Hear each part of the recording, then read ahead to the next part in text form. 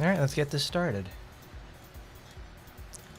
What's happening, fellas? It's your boy Hardcorn. We're back with more of Viewtiful Joe this time. Today we've got some fun stuff for sure. Because we have the sequel to a game I dearly love so much. I don't like this sequel very much at all. Because it just doesn't feel very good in the first place. It really doesn't feel like it needed to happen, and it's, well, obviously they have the sequel set up at the end of the game, but it doesn't feel like a good sequel. It doesn't improve on too much. But can I fault them for that? No, because Capcom wants more money, and because they're a business.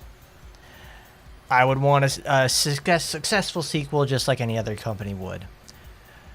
But anyways, I gotta get some things started right here. So first, let's get the promotional going.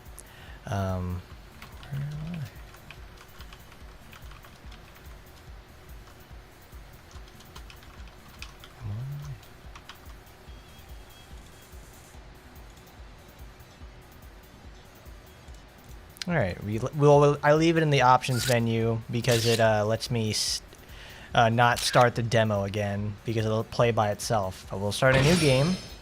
We only have 2 difficulties since I haven't bothered to actually go beyond adults. It just doesn't feel good enough to go even further than that. So we'll do it on kids, so because it's, you know, nice and quick that way. This game has a lot of problems not so much problems, but it's a longer game because it has way more cutscenes. Like, there is a lot more story to this. Like, it sets up all this exposition and shit. It's like, it doesn't need to be there. It's like, it's just a game about, you know, it's a beat 'em up. I really don't need that much lore inside it. Hero, Viewtiful Joe, blazed through movie land like a comet and defeated the hordes of formidable foes with his VFX power. Thanks to Joe's heroic sense of justice and boundless courage, our world is at peace again. But Joe's fight does not end here. In fact, the next adventure is already about to begin. Like I said, there's more to this story. There's 2 more times when Earth will be in danger, and each time a hero must stand up to defend it. Looks like the party's about to begin any minute now. But you know, in the movies, there always has to be a plot twist. That means that things always go wrong once before you get to the happy ending. Isn't that right, Joe? that's my girl. This is where the story really starts getting interesting. Come on, partner, lead this to Beautiful Joe and Sylvia! I do like this intro sequence, though, because it shows them triumphantly, you know, jumping into the screen at the end of Starship Beauties. And then we go to the scorched earth they have left behind. It's such a very somber opening. Those are quite some pyrotechnics. I don't remember putting that in.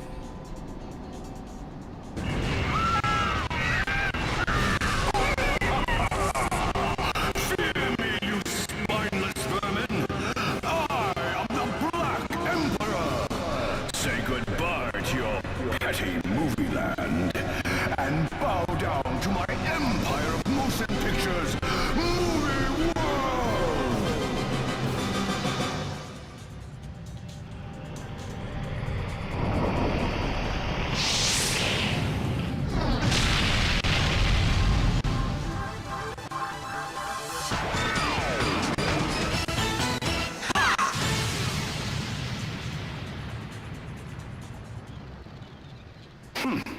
Joe and Sylvia, here to save the day. That is one serious saucer, dude.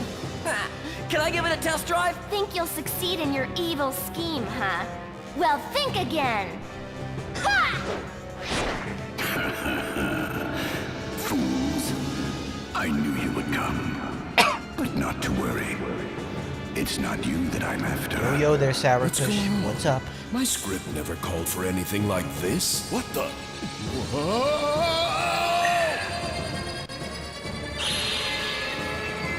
Alright then, bruh. Have a good sleep.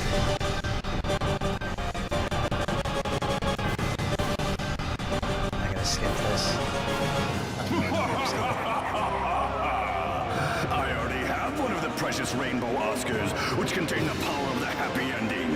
Once I have Thanks, all man. Have a good seven, one. nothing can stop me.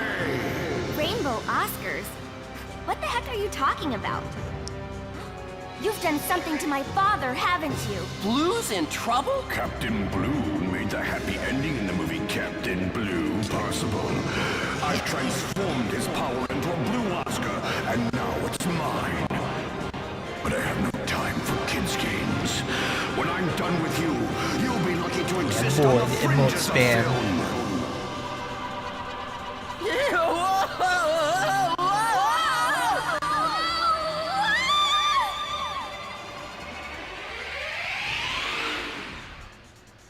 Alright.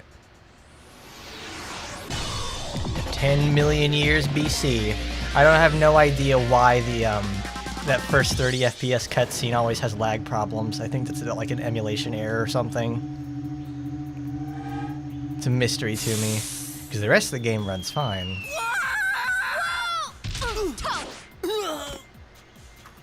Joe, get up. This place is giving me the creeps. Yeah. Whew. You never know who may drop by. We've gone back to normal. Maybe there's something wrong with the V-Watch. Let's take a look around. Sylvia, when the heck did you change your clothes? Are you kidding? This is the movies. You can do anything you want. Why don't you give it a whirl? You don't have to tell me. Go, Fat Hat! Shazam! Let's roll!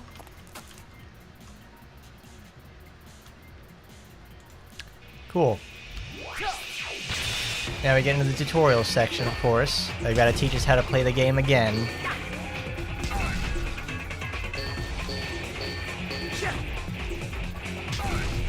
I don't remember this as well as I remember the first game, so this will be an interesting aspect about it.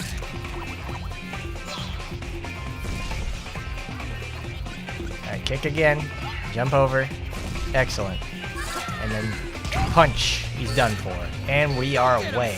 Oh, it switches to Sylvia when you learn how to do that.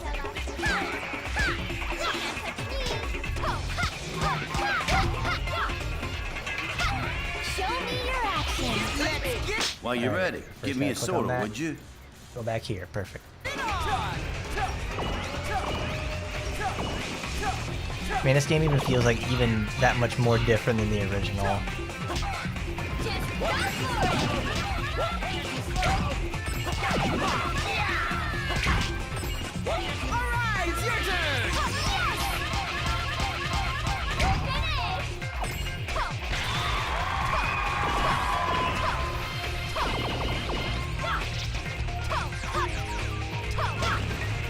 Because like the more I play this game, I realize that like Sylvia is morely there because she does less damage, so you can actually combo for longer, which is actually a really good way to get a lot of points in the first stage.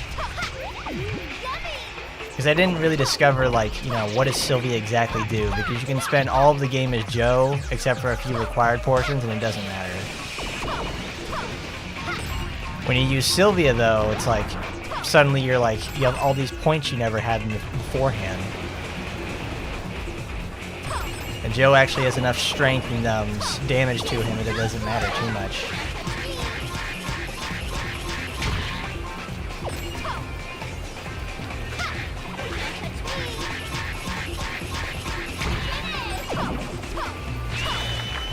And there it is. She's also much, much slower than he is. So you have to worry about that sort of thing. We introduced the tanks very early, though. I like that.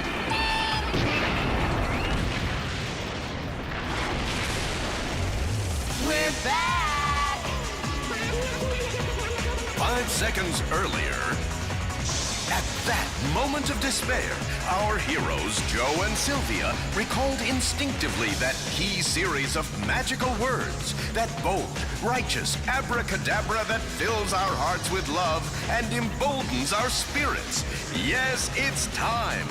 Once and for all, yell those words and yell them proud.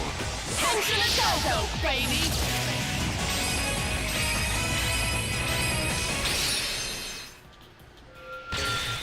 get our first power. We get slow. Slow, obviously, you know, just slow shit down. You just sit there, hit the enemy back, hit the enemy, hit the item, do whatever you need to do. You do 50% more damage while you're inside it. It's your best method of just becoming stronger in general, for like next to nothing.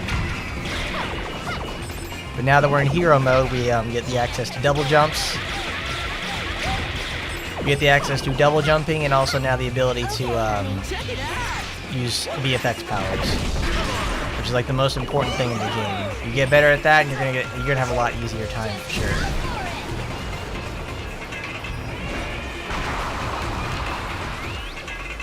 So what I like to do is I like exploding this first, and then going all the way to the bottom. Well, I already messed it up because I didn't start my combo early enough. I only got 90. That's not very good.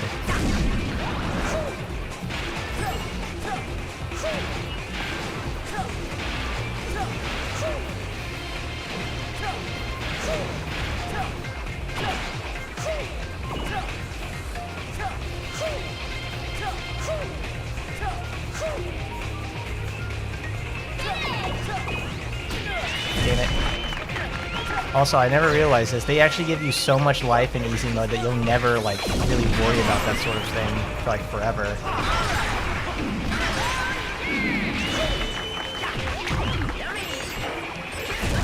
I'm a bit short on the Viewtiful section, which is not very good. Because I'll need, like, a lot more. Because I think I won't have enough to exactly make the, to get the power-ups I want, at least at the very first stage. So what I want to buy is sliding, and then I eventually need to buy red hot kick, which will be just fine in general. Come on now. Oh fuck! I missed all those. Thankfully, you don't get graded on like time in these between sections, so it's just like whatever you want to do or pick up. It's all on your own pace. I missed my jump. That's wonderful. I don't even have Mach speed either, so I just can't zoom straight through this. Because what I remember, like, in the what I don't really like about the this compared to the first game is that the first area gives you slow and Mach speed, and you get to use those for like 3 whole levels of the game, like 3 whole chapters of the game. You have to go through like 9 levels just using slow and speed up. You don't get the actual most worthwhile boost, which is zoom, until the 3rd chapter of the game. It's the first level of it, but it's like, man, it's a long way away.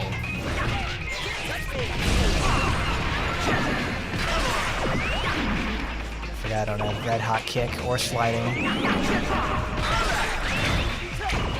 Just use that to move faster. Because if I had gotten Rainbow Bees, I would probably have enough to buy that at the very beginning.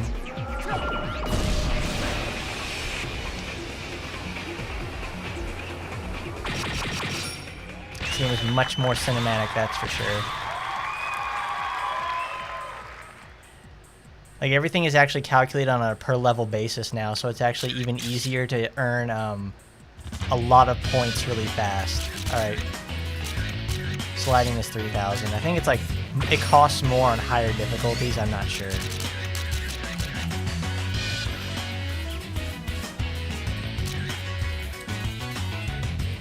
See, Mach speed, Demi.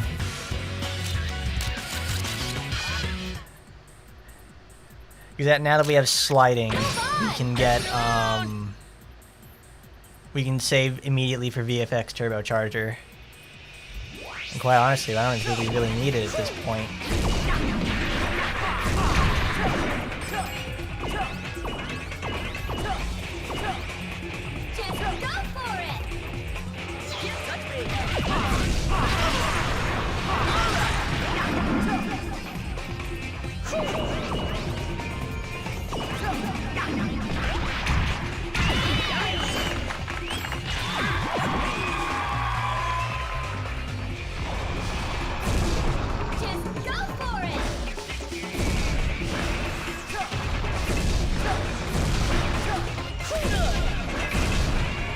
Well, there goes my no damage for that one. That sucks.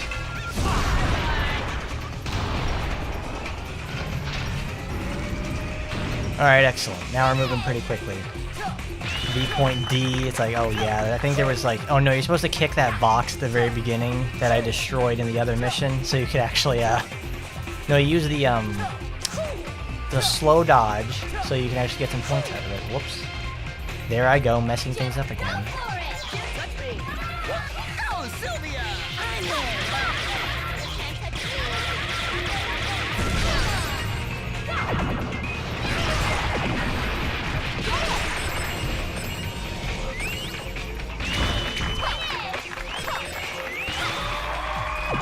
Thankfully, these missions, though, are like incredibly easy. What I want to do is, I think, just stand just slightly off to the side. Because when you stand off to the side and fire at something like a target practice thing, the coins instantly fly to you.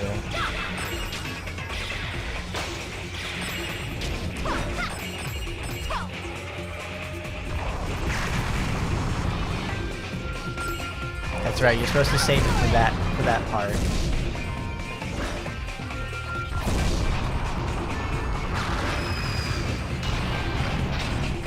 Because I just now realized what those are for.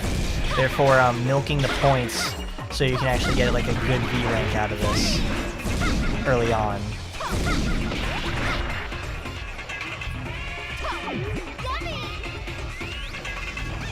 Yeah, we got our guy down there.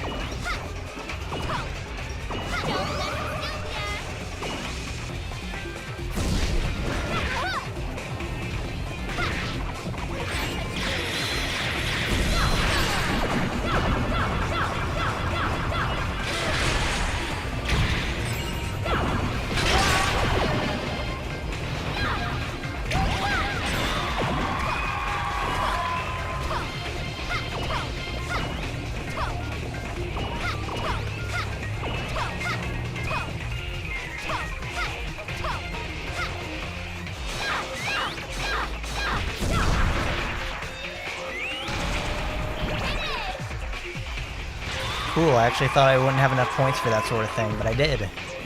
Sylvia, I also think, moves faster than Joe as well. It's actually a very substantial amount that she moves faster, too.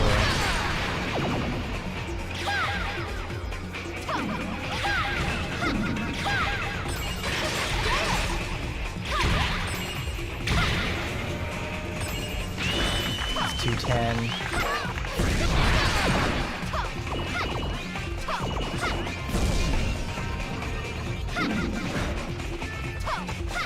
Sad that we don't have Mach speed yet. No, we will actually get Mach speed. It's on the next screen.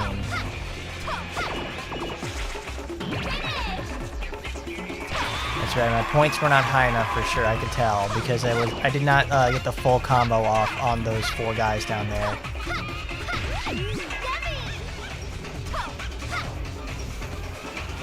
Go get your food. Go get your food.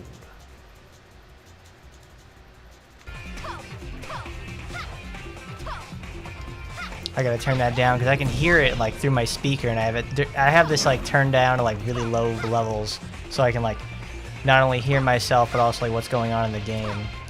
Because if my audio mixer setup over here is just like, you know, it's all right, but when I see it's like in the yellow, like no, I'm speaking in the yellow, but it's like.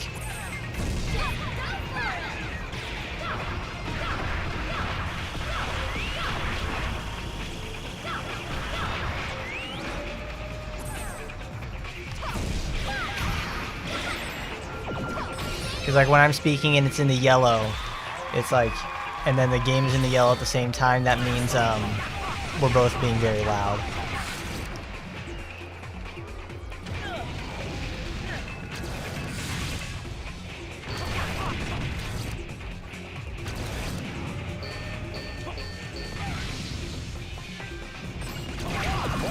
This is actually a really good tutorial for Mach speed. It's better than the one that was in the first game, but now that we have Mach speed, there's really no reason to use Sylvia anymore because Joe just moves that much faster now.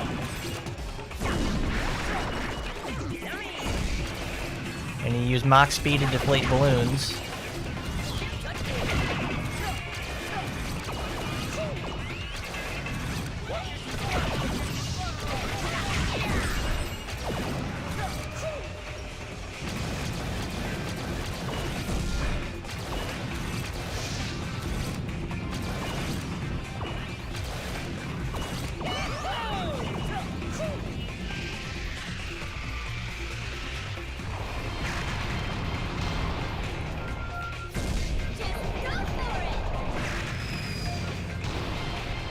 And we go through the volcano. We go to the nice hot place. Gotta remember to do this first by getting the reels up here, because you can't get those if you break this box.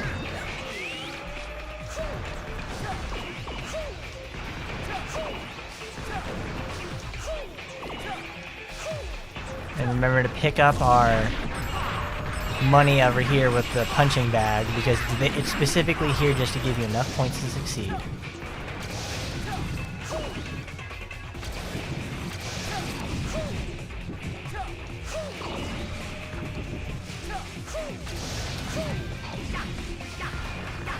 Can I make it? Damn it.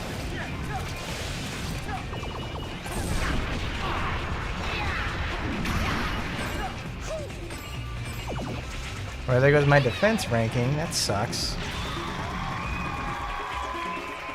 No, it's not all V's. Yeah, there we go. I think if you get like an all V bonus, it's like 1,000 more points. We're doing a pretty good job, though. Alright, let's... no, we need to save that, because I think... No, we will not be able to get 20,000 more points in the time it takes to get this.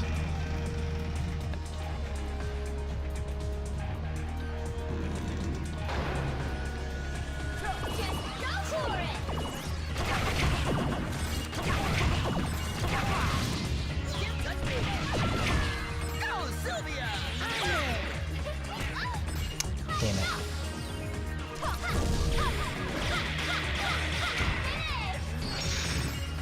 Oh shit, that was bad. That was really bad too. I killed all of the enemies.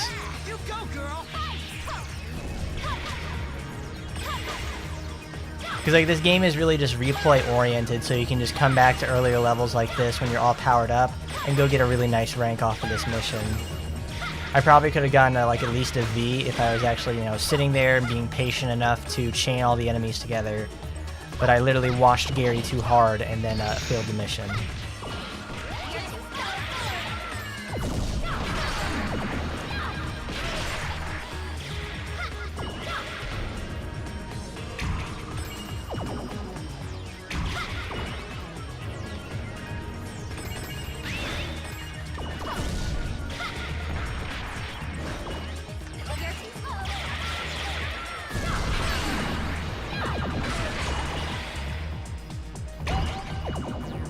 I would need to do something like more experimentation with Sylvia to see if it's like really more worthwhile to use her instead of someone like Joe, where he like moves just leagues faster than him in general,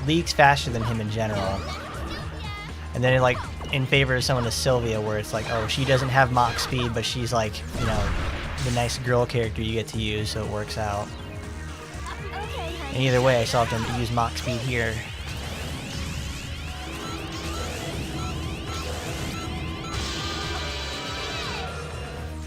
Cool, I actually got it. And we use this. Break it for the free cheeseburger. Delicious stuff. They have a lot cleaner textures in this game, which I like a lot. But it's sacrificed, you know, like... It's not as good of an experience as the first one, that's for sure. It doesn't feel as good, you know? You just know when something doesn't feel, like, right.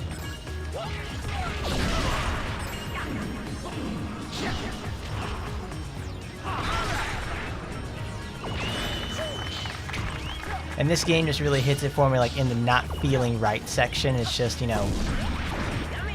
It just feels like they'd, you know, had the ideas there, but it just didn't work out too well. I wouldn't be surprised if this was, like, a rush scenario. Well, I can't say it would be actually rushed, because this game made 2 more sequels. So it's not exactly like it failed or anything like that. It did well enough to get 2 more games. I'm just being like a nitpicking Nancy over here. But now we get introduced to the first series of new enemies, and specific to this game, the drill tank. Drill tanks are like very unique because they have like a very specific way of fighting. They're designed to really enforce, make sure you learn about how your VFX powers work.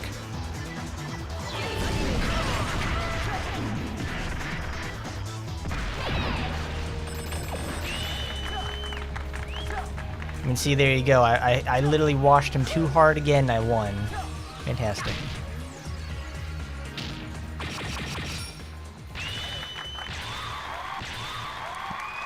Alright, we won't have enough to get the, what's that thing? We won't have enough to get VFX Turbocharger, but I think we will have enough actually to get, a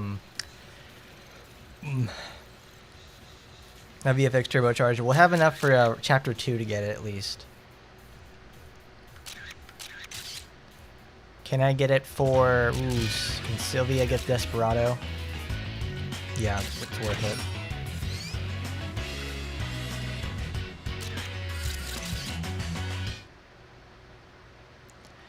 Because Desperado lets Sylvia fire her guns twice as fast, which is enough. Which is a lot easier way to get more hits in during your situations. Put a save there. Because I forgot to save in the menu, which is not good. Oh, wow, I actually got perfect reels. I didn't even realize that. Drill Sergeant Big John! This is Sergeant John of the 5th Panzer Division. 5th Panzer Division! Regiment, 2nd Platoon. Yo, what's poppin', Jermaine? We're just playing some Beautiful Joe. Sergeant John to platoon headquarters. I've located the enemy. They've crossed the defense line. Over. Roger. I'm out here just like, you know, Did you civilians I was asleep for most of the day yesterday because I'm like on my medications. So it's like great. They make me super sleepy. It's messed up my whole sleep schedule over here. I mean, when you say like what's good, it's like, well, that's what's bad with me. What's good over here is this game because we're about to beat the shit out of this fucking lizard. Joe, what's that supposed to mean? Enemy has produced weaponry 10 meters ahead. Request immediate backup. Repeat, immediate backup. Over. I copy. Why you? How dare you exercise force? Well, it's time to put an end to all this. The attack forces of Ghetto's 5th Panzer Division, 1st Reconnaissance Regiment, 2nd Platoon will blow you to Come on, smithereens. Sylvia. I didn't mean anything by it. Yes, you did. Now, if you ever say anything like that again, I'll... Listen up, you civilians. Oh yeah, John, I absolutely love Big John. Okay already. Yeah, his name is John too. It's like this, it's awesome. Brace yourself, because I'm going to show you what elite really means. Fire at will. This Fire is not at a will. drill. I repeat, this is not a drill. See, the thing about this boss fight is like I need a lot of points to get a perfect rank on it. So that means I can't do the fight correctly, you know? Now, if I do the fight correctly, the way they want you to do it, is I will literally not have enough points to get the correct rank. It's like a double-edged sword. You literally get too good at the game and you have to like gimp yourself.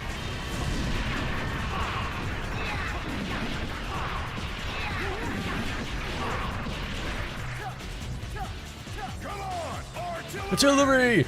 Yes, sir! No, wait, that's not artillery, that's air support.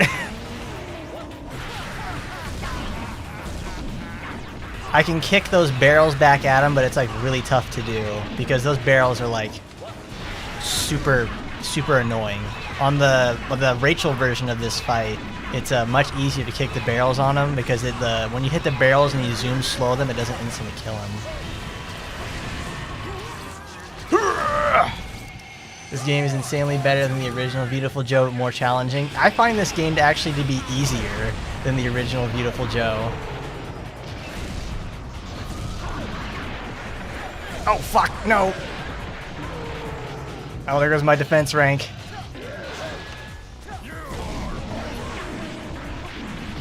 Punch him right in the ass. Mayday! How pathetic. Turns out he wasn't worth it at all. Yeah, Right, Joe? I got it. I tried to warn you about her, Sarge. But trust me, I know how you feel. Like, this game is like way easier because Sylvia gives Joe a very strong ranged option. So it's like, in the first game you never had anything like that outside of boomerangs. And that was only limited to like whatever your screen width was. So, and then Sylvia allows your bullets to travel beyond the screen, so it's like really nice. uncivilized tyrant among Thing is, though, I actually don't like Big using job. Sylvia very much. But what is the Black Emperor after? Why did he turn blue into a statue? And what, in glory's name, is a rainbow Oscar? Our heroes, who until recently had all the answers, now face a dark cloud of mystery. Hey, Sylvia, if we find another UFO, would it be all right if I tried driving? Of course you can. Not. We're here to get the Rainbow Oscars, Joe, not play intergalactic bumper cars. Thus, a new chapter unfolds before our heroes, who begin their quest to rescue the kidnapped Blue. Don't miss the next Viewtiful. What's happened here? Some giant robot have a hissy fit? Oh, I love Jet. Uncle Jet? Jet is like one of my favorite characters to come out of 2. Hey, is that you, Joe? Nice monkey suit, kiddo. Now get over here this instant and clean up this pigsty. I know you did it, so don't even try to get out of it. Gosh, you're a party pooper. Aren't you at least surprised that we're in a movie? Are you kidding me? Nothing surprises me with you. You always manage to stick your head into trouble. It's just like that mess with the lady next door. Oh, come on. That was different. I was just... Stop it, you two. What's with the statue? Oh, maybe this is a rainbow Oscar that holds the power of the happy ending. I get it. It must have appeared since we gave the movie a happy ending. That's it! We've got to find the other Oscars before Ghetto does. Pops, you seen any other strange films around? How would I know? Besides, I don't want you messing up my classic film collection. This theater is... Oh, Uncle Jet. Oh, would you Uncle do Jet, it for me? please. Can you help Please? us? The Black Film. We got to save my father. Something happened to Blue? Well, then I guess... Whoa! What's the deal with these film canisters? They're glowing like crazy. You found them, Pops! Now get it rolling, will ya? Not so fast. This theater is not your playhouse. I've been working since dawn to keep this place tidy. You think you can come along and just... Uncle Jet, do it for me. Pretty, please? Well, I guess I couldn't refuse a lady. Joe and Sylvia set off to the next Technicolor world in search of more Oscars, but they may regret that they did. Will they find fabulous treasure or a death sentence in the perilous temple? Catch all your favorite super moves in the next fabulous installment, Viewtiful Joe and the Statue of Doom.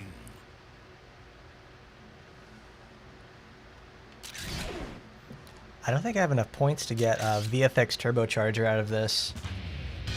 No, I don't. I'm way off. We'll probably get it at least level the next, Get it on! maybe level 2. I'm pretty sure I can get it before Flinty Stone. Beautiful heroes and the Statue of Doom. Yeah, baby. We go to the desert.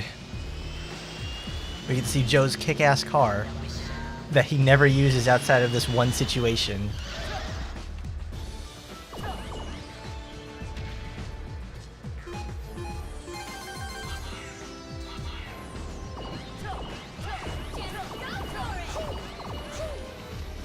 Come on. Come here. No, I don't have a red hot kick. I just realized that.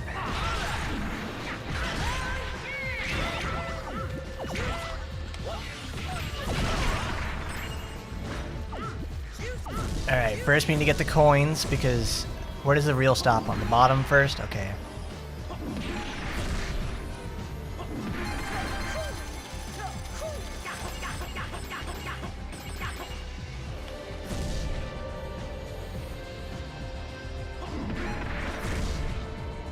It's pretty simple compared to like the original reels from the first game.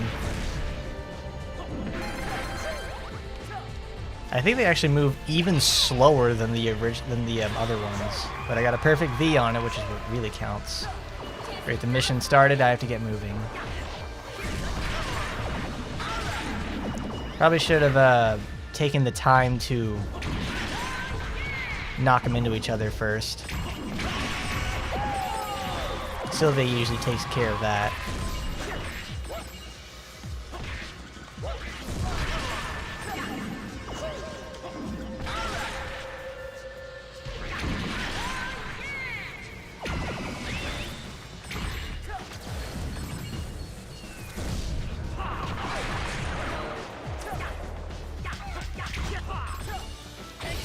Where's the key? Oh, it's over there. I think that's enough points. It should be. Oh yeah, that's plenty.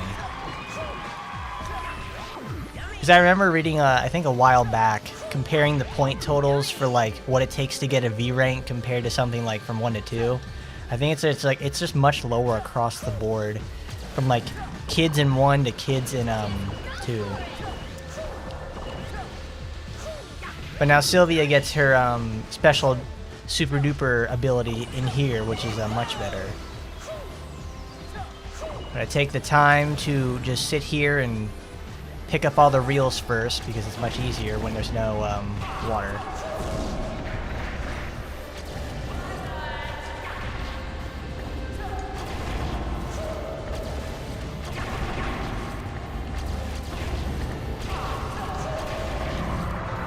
Kablam! And new power. This is Sylvia's new power. We get replay.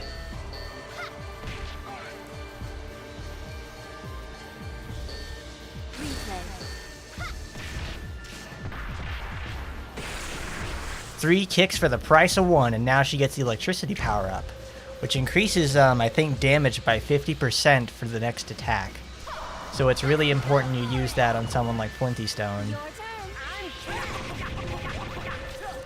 Because Flinty Stone is a natural, just general wall of an enemy. If you don't know how to do, if you have not mastered the ability to, if you don't use replay, which I didn't do for a very long time, and didn't know you could just easily switch it to Joe.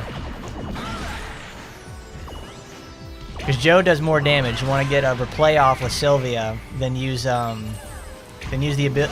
ability to do like a zoom or a red hot kick. Because it'll do like even more damage. That's like the fast kill strategy for Ultra V version of this guy, for the Ultra V Flinty Stone. It's also in general just a very fast time, so you can get the high rank in general.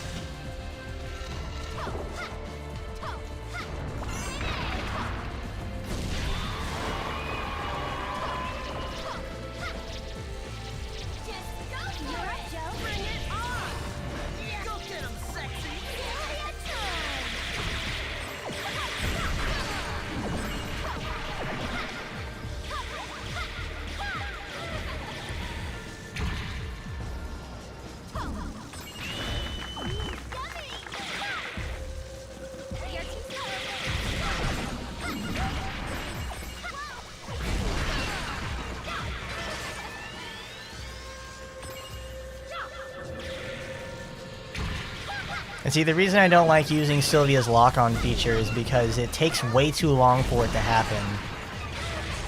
At least in slow.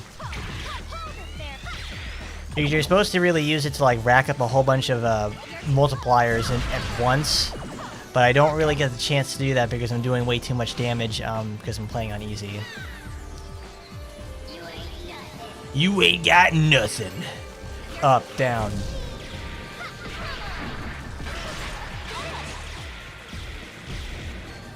Even on Ultra V, those guys are still really predictable. They're much less dangerous than the Chromarties and Ninjas because of that ability.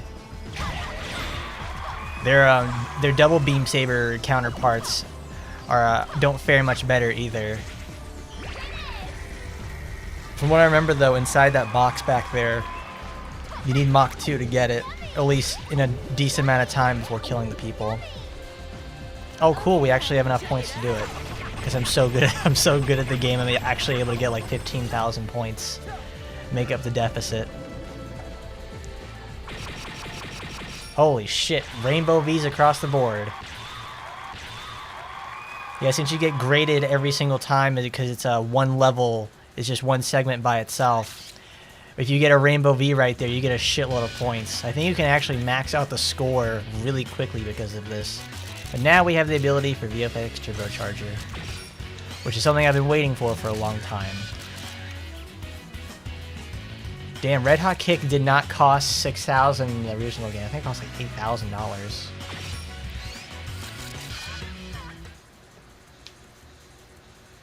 Maybe one day I could do like just a whole run of the, what are they called? Of the Viewtiful chambers, but the thing is I've never completed them myself, so I have no idea how that would work. But now we get to the Minecart Madness section. This is actually like a really weird thing that they put in here, and it's like, it's kind of fun, but it's also, if you miss one reel, you have to reset the entire level and you forfeit your bonus. Like this can also be like a very short or a very long level, depending on what you do. But we do get to face Sergeant John.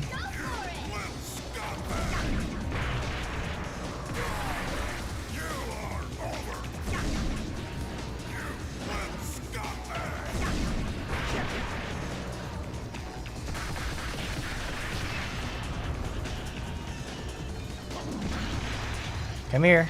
Come here. There you go. Alright, mission's over, everybody. You can go home now.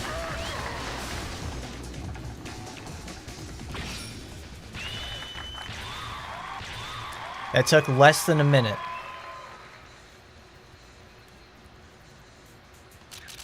Like, this game is like full of some of these levels where it's like you get a beat 'em up section, then you get like a weird like little bonus mission area. Like, honestly, that could have been put on the end of like the last level and I wouldn't have minded.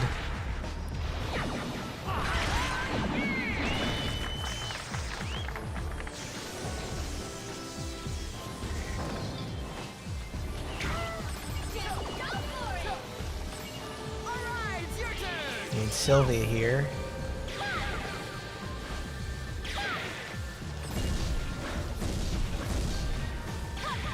There we go. I think also Sylvia takes more damage than Joe does. So getting hit by these blades will actually do a ton of damage to me. Oh, there we go, see? I didn't get hit by the blades, but I sure as hell got hit by the fire.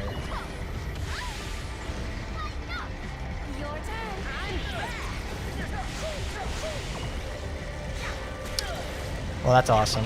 Great.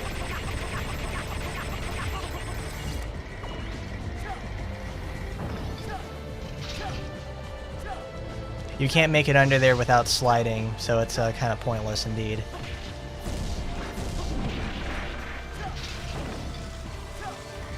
No, you can't make it under there even with sliding. And I lost like 4 health, so I'm not going to get a good rank at all on this.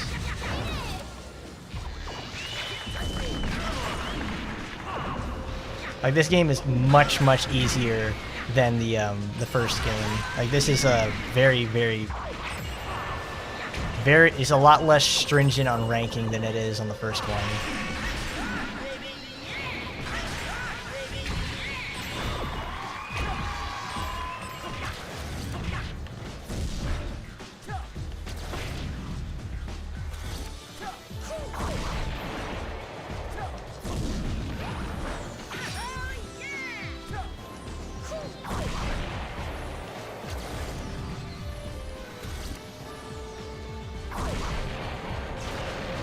Everybody also talks about like the first game. It's probably because like that's the one that, well, the first game is the one that sold the most. That's one everyone remembers. But people don't tend to remember that like, there's like 5 games in this series, and they all get slept on pretty hard. Especially the fact like there's a party game, there's the DS game. There's a DS game that actually has like a surprisingly high amount of story counting, like story events inside it. So it's a varied series. There's also an anime for it. There's a lot of stuff for this.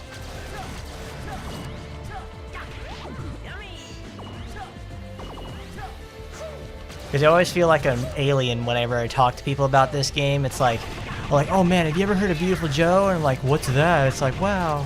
It's like, oh man, it's this great game. It's like all about old movies and stuff like that. It's awesome. And it's like, oh no, I've never heard of it. It's like, must not have been that good, right? It's like, no, it's fantastic. I love this game so much.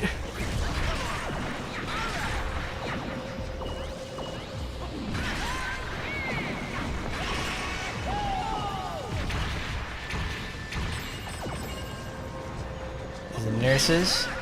You hit them for a ton of damage.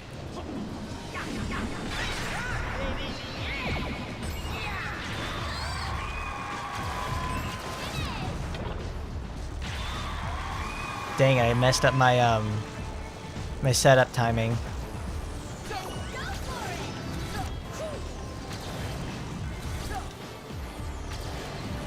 Like this this sapphire ball right here is like such a different level of quality and smoothness compared to the rest of the game. And I'm like, oh, I don't get it. Like why is why is that one item just so much more different than anything else? Like nothing else looks like it.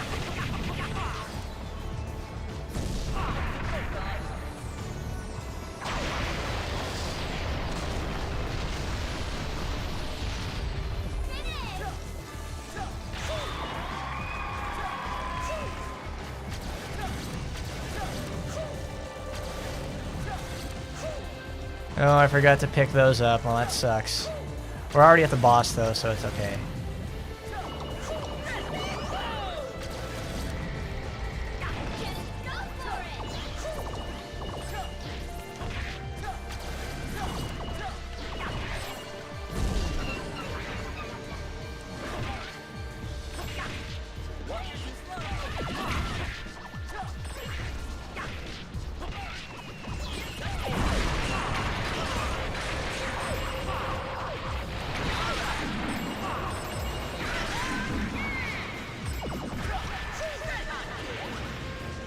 But that was actually a lot closer than I expected, because I think that was like the last possible second I could have went and not get hit from that explosion.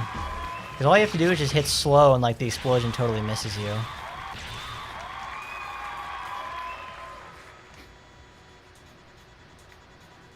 We're at the boss now, okay. Since we don't have zoom, we can't do the zoom red hot kick, which allows us to have the ability to continue forward when we make a hit, because when you do a slow red hot kick, you bounce off, which is like not what I'm into. And Flinty Stone's a bulky motherfucker. Oh my god, there he is. He's awake.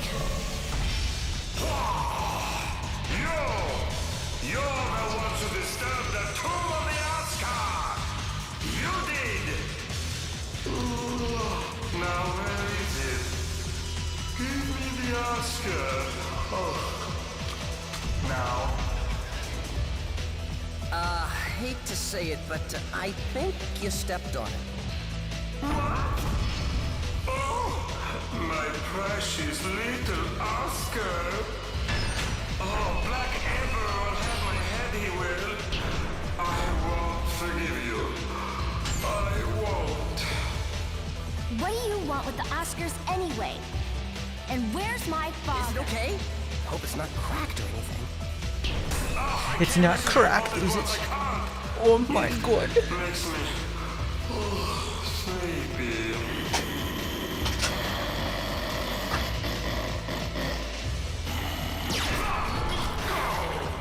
All right, Stone Boy. Tell me what the Oscar's all about. Fuck. Oh god. It's the power of human statue form, it is. All seven are necessary to carry out the plan. Oh, I love my narcoleptic All German seven, the Quetzalcoatl. And who is What a this guy. Black Emperor? You're friends with the Black Emperor? So did he let you cruise around in his UFO? I can't listen to you both at once. I can't. This is too much. I tell you. I can't keep up. You see, I just can't. Oh, the plan is well. Oh, the planet. Oh my god. You are annoying, you are. I need a map. So I will kill you. I will. Then it's sleepy time. We'll put you to sleep first, Stone Boy. It's way past your bedtime. Oh my god, he ate it. Let's go time, baby. That's the thing I don't like about this game, is like these cutscenes go on for like a really long time sometimes. Oh crap, I just took 3 hits of damage, that's great.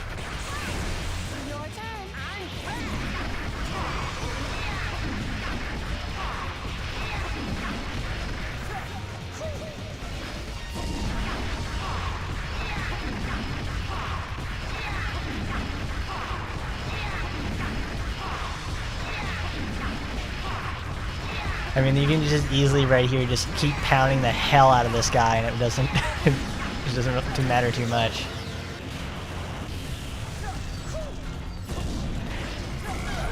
Well, there goes my damage rank. But what you're supposed to do is you're supposed to use Sylvia's replay function, and then hit the critical hit point right there.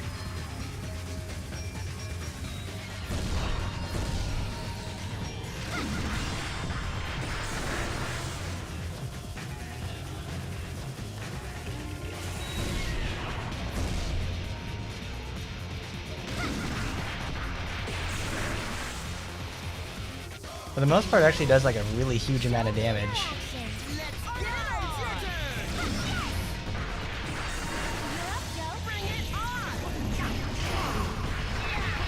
When Flinty Stone is actually sleeping like that, he takes like double damage when that happens, so you can actually just go totally nuts on him. That's why I use like a Zoom Electric Shield Red Hot Kick to do even more damage to him. Because I think even on something like Rainbow V, where the damage is like, where the damage and HP are astronomical, you can get away with that. Well, I can't actually get away with something like that. I'm getting the shit kicked out of me. All you can do is just keep punching him in the fucking balls and it's over. I lose nearly 2/3 of my health right there, and I still get a B rank. Rest in peace. Was my lullaby a little bit too much, Joe? No. I found it quite enjoyable.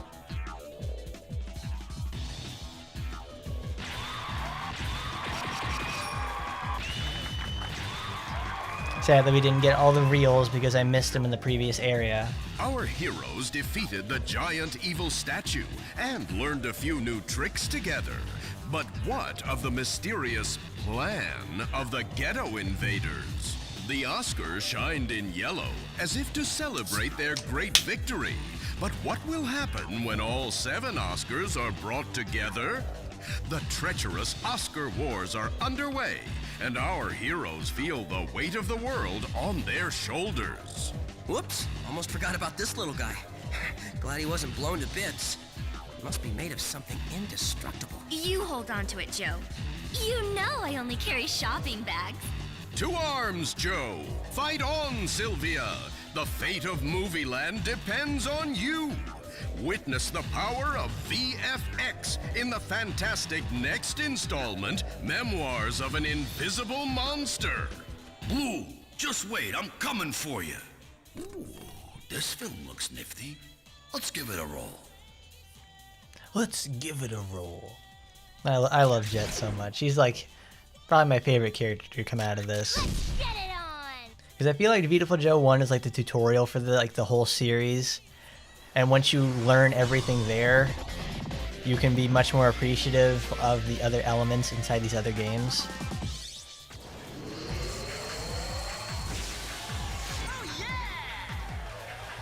We go to the cyberpunk world now, which is great.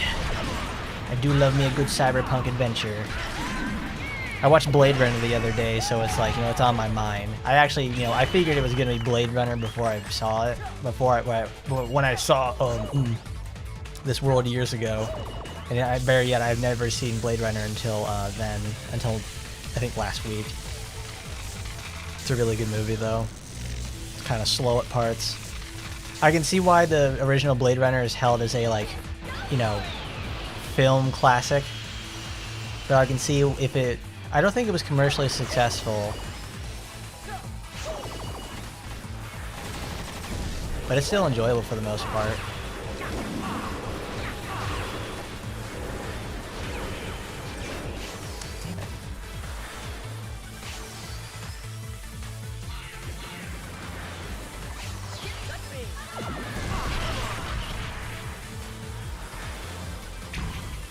Like, the game expects you to have 100% played to remember this aspect, like from the earlier games, or played the previous game, or remember that you can use other enemies to hit other enemies with it.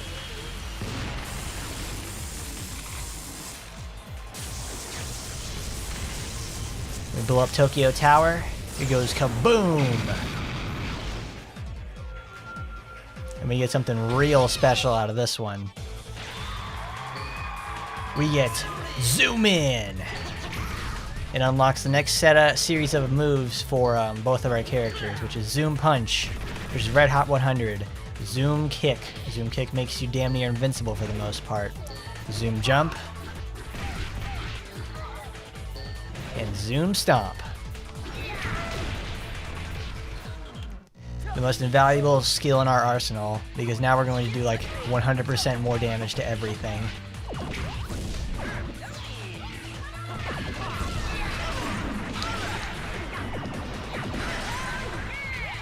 Obviously it's going to cost way more VFX to do anything, but it's like, it's absolutely worth it. Because also, who doesn't love a good zoom in big punch? Feels good when it happens.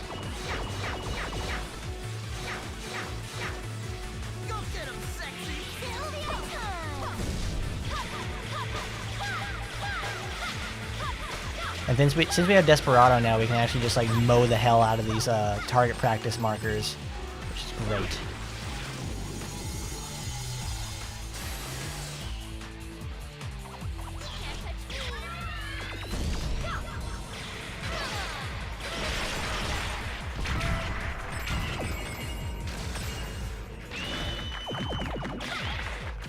Oh, you fucker. Wow, you were in the air for like a good 2 seconds from that.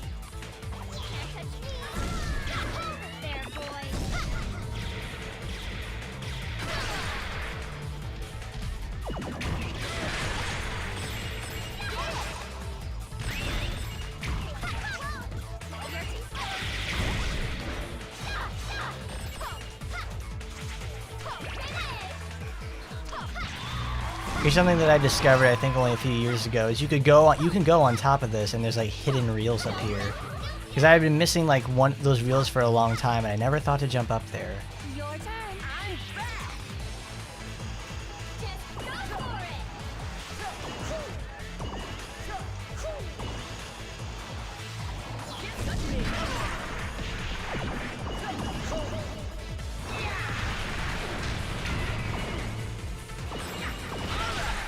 Because from what I remember, you can actually like destroy the yellow cars, but you can't destroy the black troop carriers.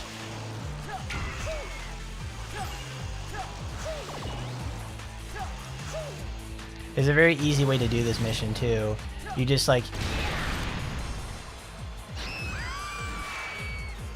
Nope. Okay.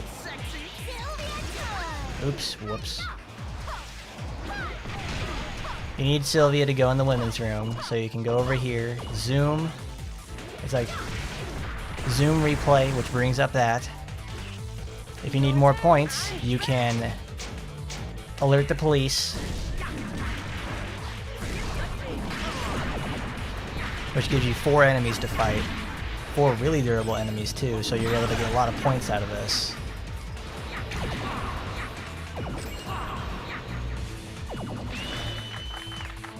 The thing about, I've taken too much damage already. And even then, if you need more points, you can go fight these guys.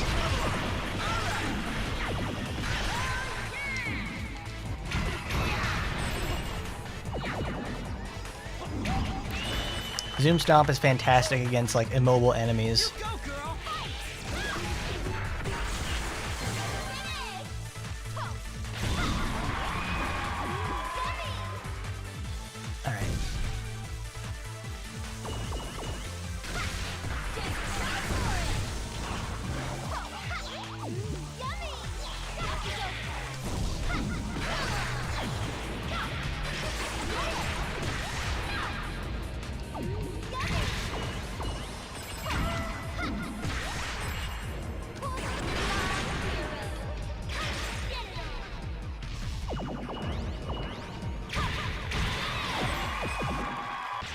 Nope, I didn't do it right. You have to milk the points a little bit with in that part of the mission.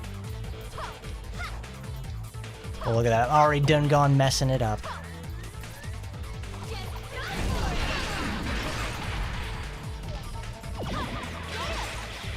And this is a curved surface too. So if you try to go and slide to the left, you're actually going to miss a lot.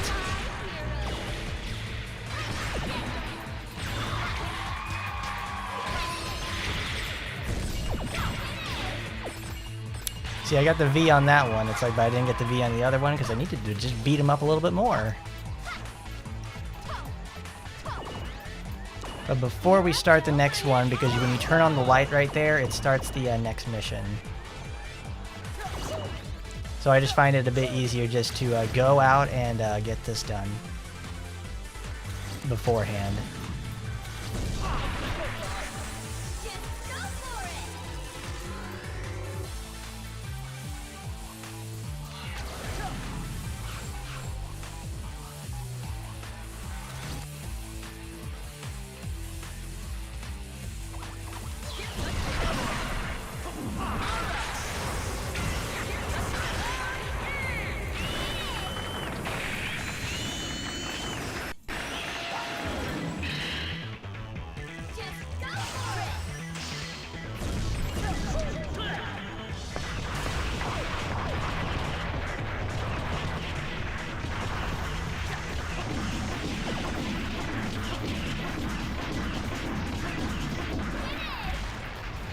Cool, excellent.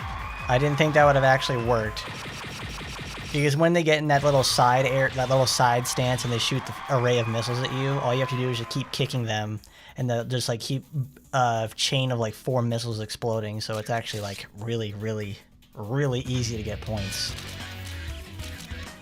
Like that is like the biggest flaw about those enemies. And in general, like a lot of these enemies just they just fall the fuck down really easily. We have 30,000 points now, which means we can do just about anything in the game. We have Yamarashi, Mach Speed, we can get Ukemi. I want to get Ukemi first, because I'll need that for the boss and pretty much every level after this. Because it's the really cheap way of making sure you get a Rainbow V on a mission. No hit, no damage, no problem.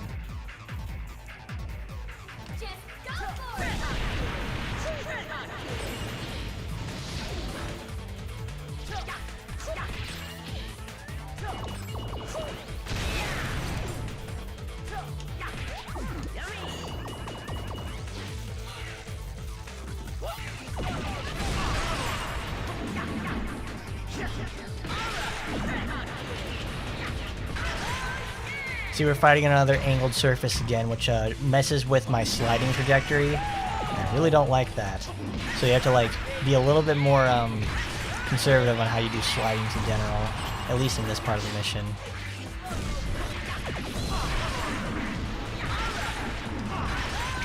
This game is also much more combo oriented, and I'm not very good at the comboing system. I was much better at it in 1 because I have very strong understanding of it. There we go, I just messed up the defense ranking because I don't have the Kenny. Also, I'm not paying attention very strongly.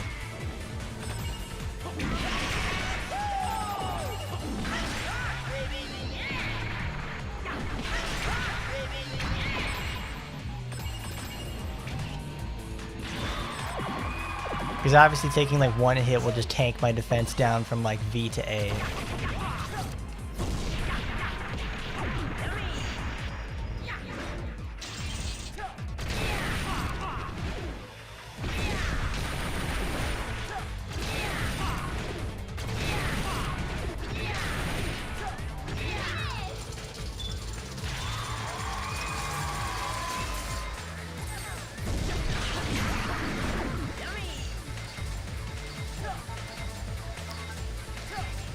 Alright, now we have to go make our way back upstairs.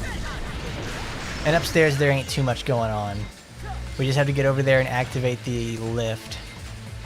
Which isn't too bad by itself, but it's the fact that there's like all these gears everywhere. And there's the big gear. You can actually hit most of these gears back and destroy them, which is very good. And when I say this game is easier, it's like, you know, the first game would never give you a healing option like this, like they would make the gears destructible, obviously, but not make a healing one.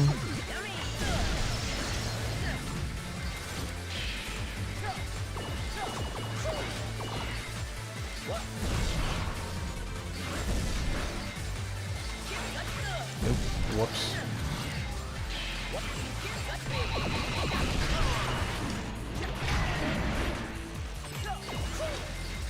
Those scythe guys are like worth a lot, so it's really, really good to hit them as much as possible.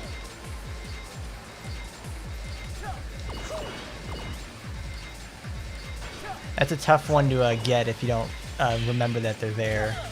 And you have a really good chance of getting smashed by the gears.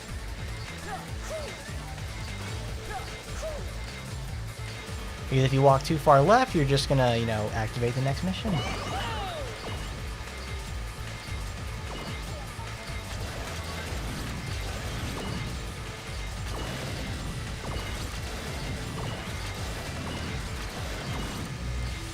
You have to be careful using your Mach speed there because you'll run into that electrical box.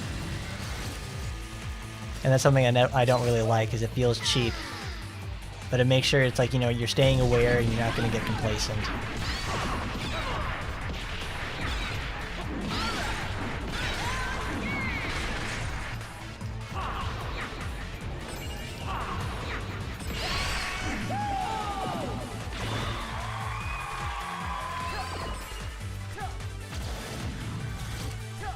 You know, I can honestly say that, like, on any difficulty, those enemies have never really given me any trouble.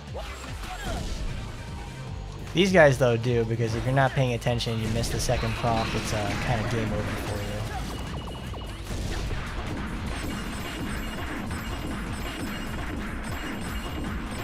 Just totally shit up my defense ranking because of it. Makes me wish I had Yukemi.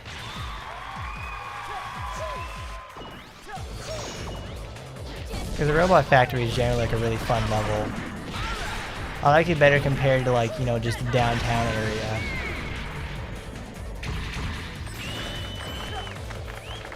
But this is the ventilation puzzle. It's very easy, but it's also kind of annoying for the most part.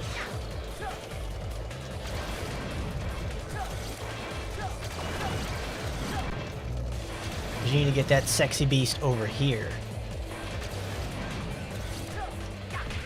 You need to reverse the ventilation, and you also need to do all that sort of stuff. Save those for later.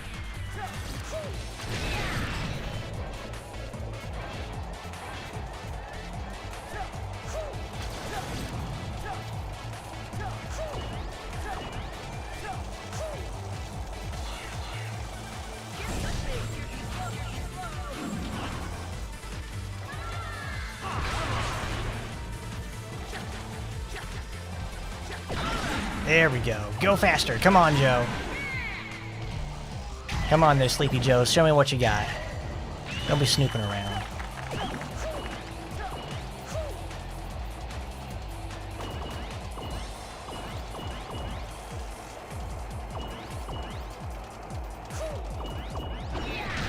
Getting on the reels on that portion is really tough because if you're not expecting it like I was right there, you're just going to miss them.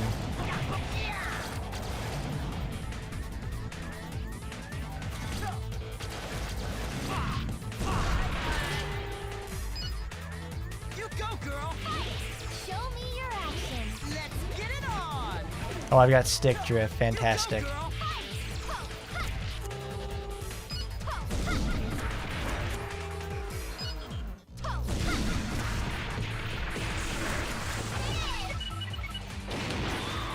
Wow, I actually just got an A for time only. That's fine. We get Police Sergeant John.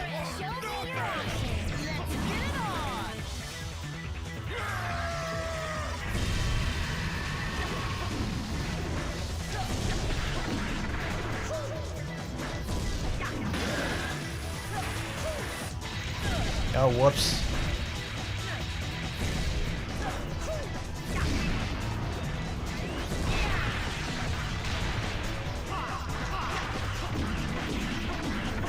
And for the most part, you can just sit there and punch him right in the face. I really wish I had Yukemi, because it rewards bad play by giving you 0 defense deduction.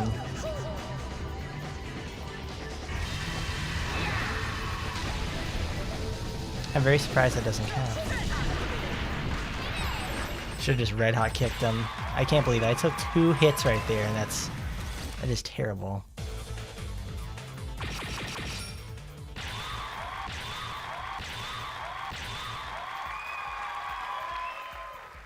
I guess they're I guess they're just much more lenient in this game. I don't know, but at least I have enough points to get Yukemi now.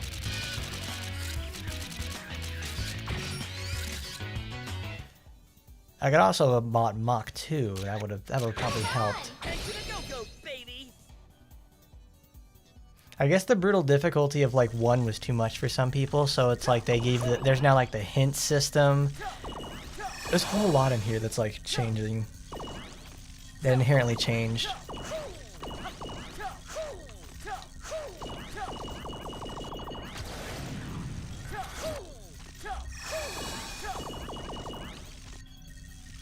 You don't need to chase the Oscar around completely. You can just pick up the reels first and then come back. Oh, Sylvia! I'm in!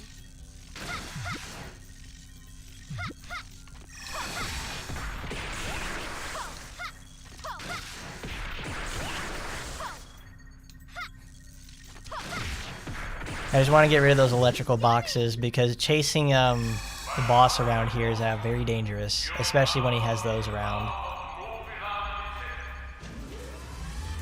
Welcome to my lab, ladies and gentlemen. I am Dr. Kranken. Dr. Kranken. I'm the head of Kenno's Weapons Research Division. Now, what kind of a heroine lets an Oscar slip through our grasp? You're getting old fast. What's your point, Professor Eight Legs? You think you stand a chance against us with that top-heavy head of yours? Hey, if you want to teach us some stuff, that's cool. Because Sylvia here isn't the sweetest teacher, you see, and... The fun is over, children. Let me introduce a creation of mine who specializes in cleaning up trash like you. Didn't you find it strange that the Oscar moved all by itself? Now behold, my creation, Cameo Leon!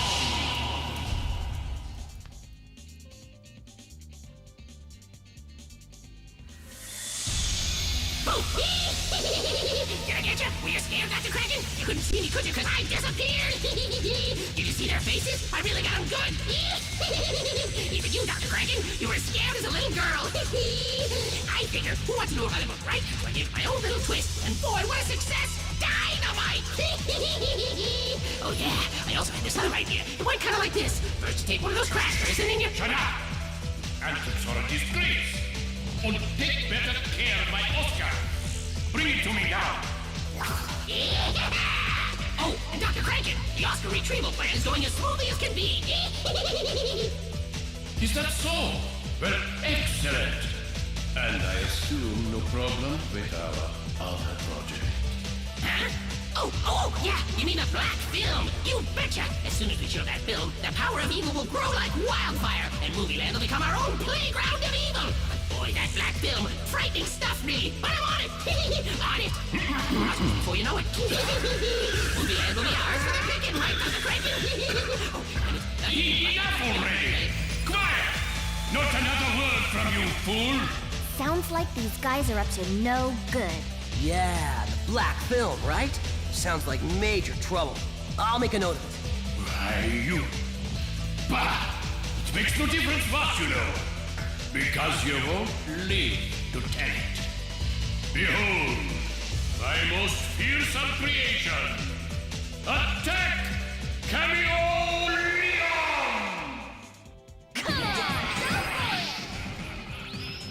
Awesome. We get to see Sylvia's transformation.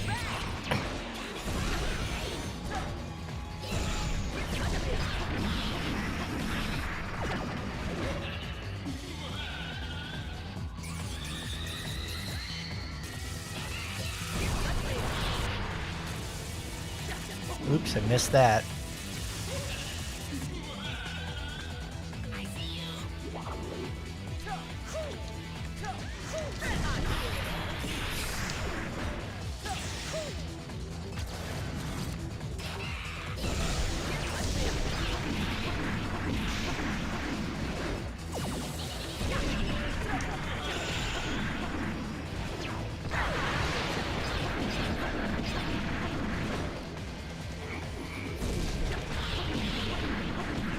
Leon isn't exactly the best boss in the game. He's, A few times in my life, but I didn't really lose. I only lost against myself. He's pretty easy. Won, but this time, no, this time is different. This is a complete and total defeat.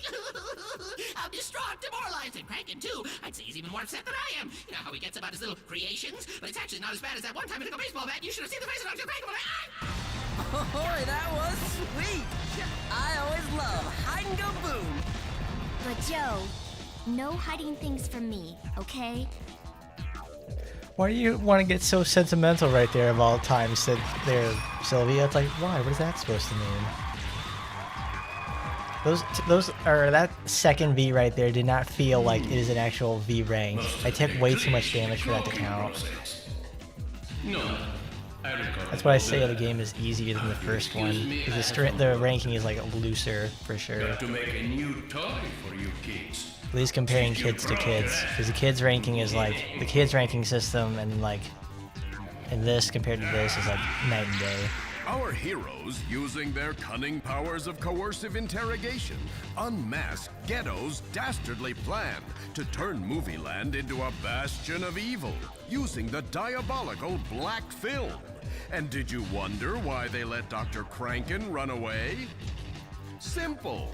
So that he'd lead them straight to enemy headquarters. A wonderfully brilliant plan. One more Oscar down. Joe, I noticed you weren't paying any attention to where Dr. Kranken went. Just wonderful. Joe and Sylvia prepare for the next battle as they pursue Dr. Kranken, who disappeared in a flash of red light. Their mission is more urgent than ever, with the new threat of the diabolical black film. Fight on and bring peace to Movieland. Don't miss the next installment, Thunder Boy Lives Twice. Henshin a go-go, baby! Movies ain't nothing without popcorn. That's right, Jet. Huh? You want to see the red film? Okay, I'll get right on it. Get a red film. Now we get to go to one of my least favorite levels in the game. It is not fun at all. I really don't like it.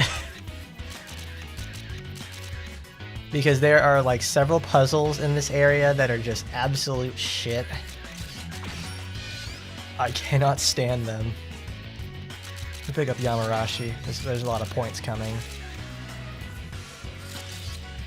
Like, I really can't stand the this level. It's not good. It's really slow. The boss is fun because it's you know, it's him again. Who do we know whose name? It's Alistair. Alistair comes back again. We get to fight him, and it's a really good fight. But the road up to Alistair, not so much.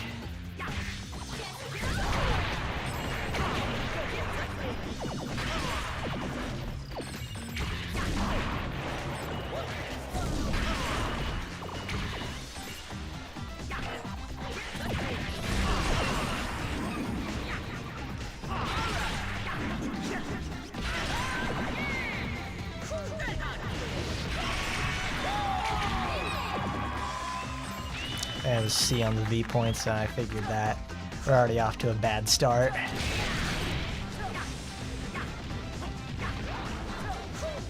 Yeah, that's right. I should have picked those up beforehand. Because this next area, I think, will introduce our newest enemies.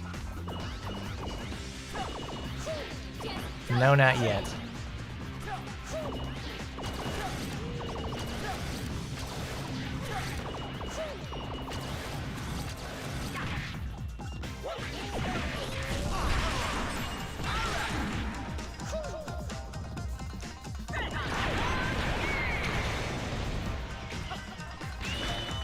I do love the Shamisen version of like the battle theme remix. That's actually like a really nice touch. It's like it's a really enjoyable aspect for me.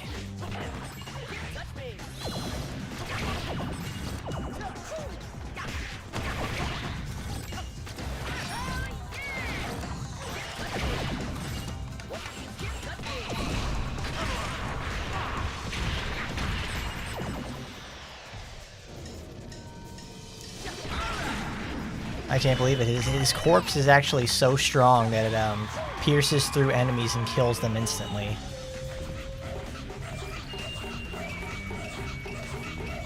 Now we get our brand new enemy. He's a little tough to tell, but this is a ninja.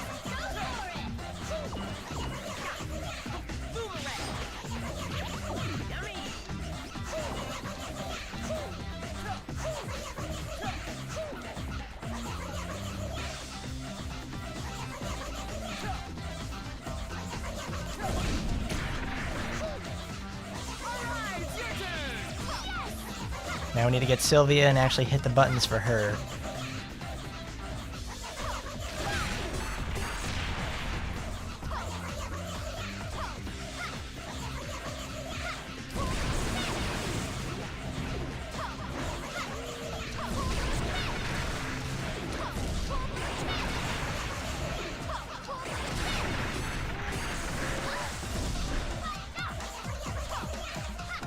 This mission always really annoyed me as a kid because it's like you have to deal with like the fast and slow enemy right there, and they can actually get a nice overlap like right there, and you have to wait a couple of seconds for them to come back to not take any damage. But you gotta be really quick on this one.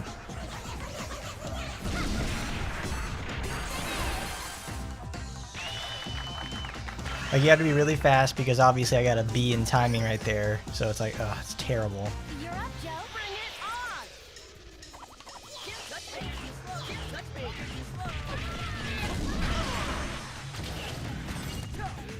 it on! Ninjas are set up the same way as Cromarties are from 1. That they have the attack pattern that you have to look forward to with their first 2 skull icons.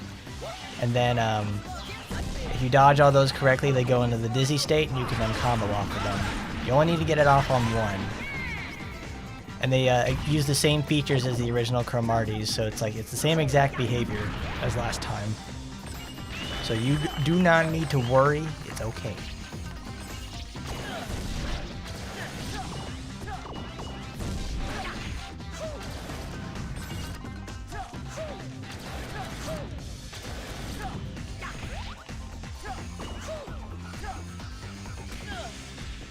Oh, damn it, really?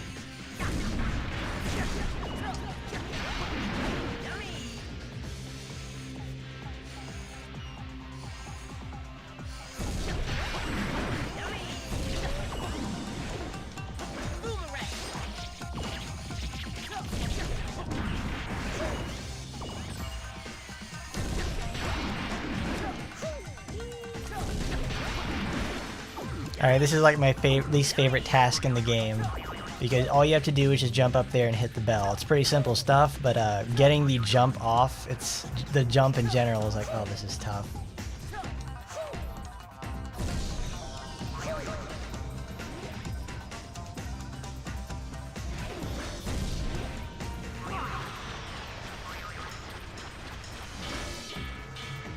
Because when you think about it, you're like, you know, you think, oh, I need to jump at the same time as when I use the spring pad. No, all you have to do is just slow, zoom in, and then keep holding slow all the way up. That's it.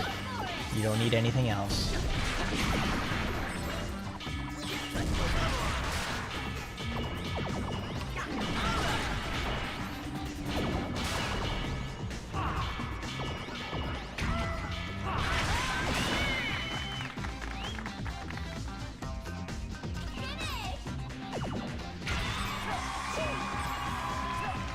And see, there you go, the UFO now blocks our way, so we don't have the ability to go back. If we missed anything, we missed it. I think back there is like an unlimited VFX or something if you needed it. But the next area introduces one of my favorite enemies.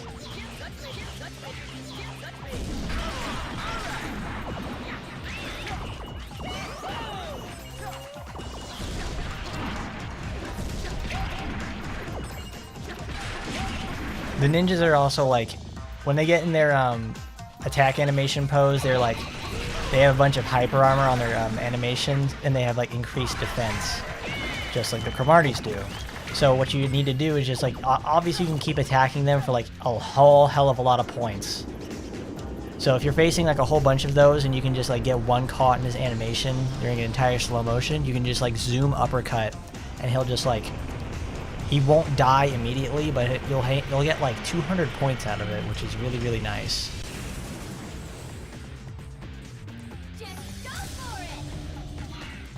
It's good for something like if you got like a combo started, like you have one enemy that's like ready to be locked onto.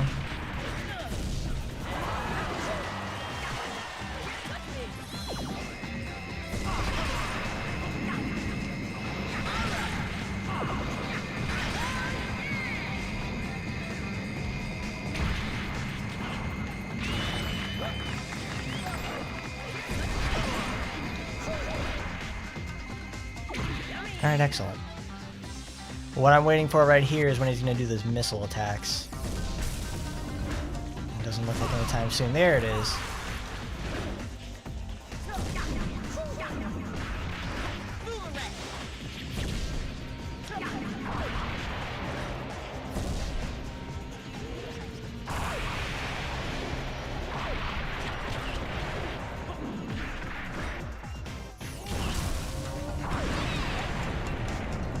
Excellent, I actually got it this time. Usually I end up messing that up and taking damage because of the hand coming back to life. He doesn't drop a small key, he drops a big key, which is great. I love that.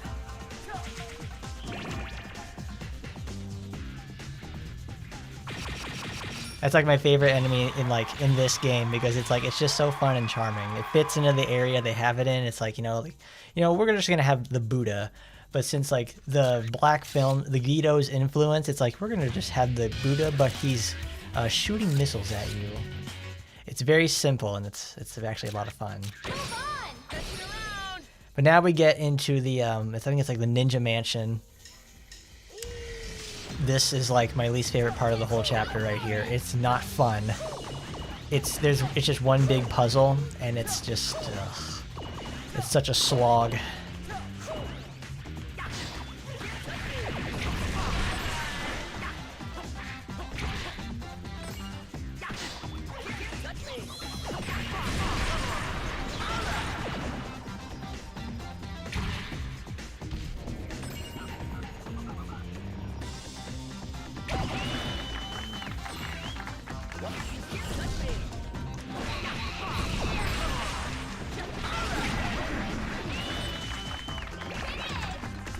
Thankfully, you can combo yourself off of those scythe guys, which is really nice. I love that.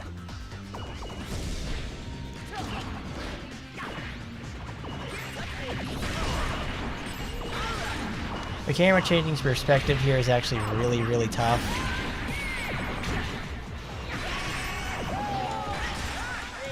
In fact, it's actually very annoying because I want to be able to fight these guys, on ground level, but I can't. Because it creates a forced perspective situation, like, okay, thanks. And now we get to the collect 3 items.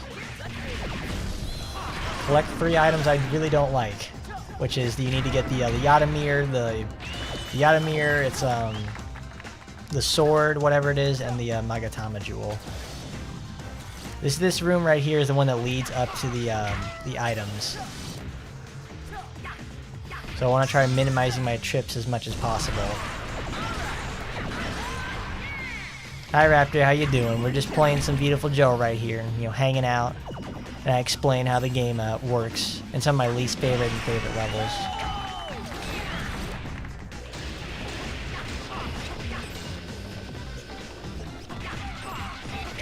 Well, I got the wrong one. You put the items in here because it takes you to this one.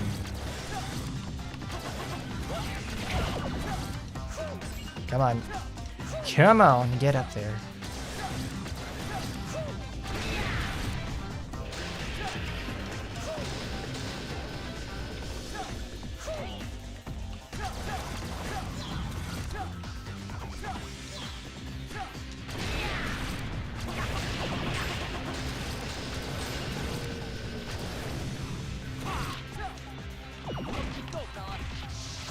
Come on, get over there. Perfect.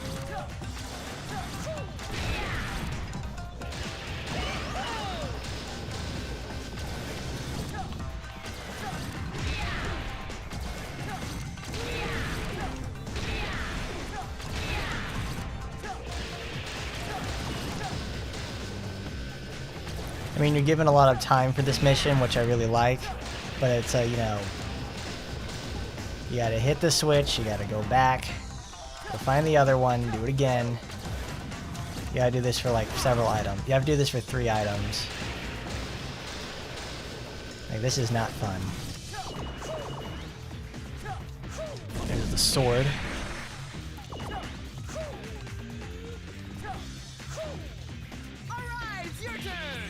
Oh, there's Fire Leo. I never noticed that. That's cool. Alright, then we go up here, use this. Blast this target practice thing to bits because it's going to be our one source of points for a while. Show me your action. Let's get it on.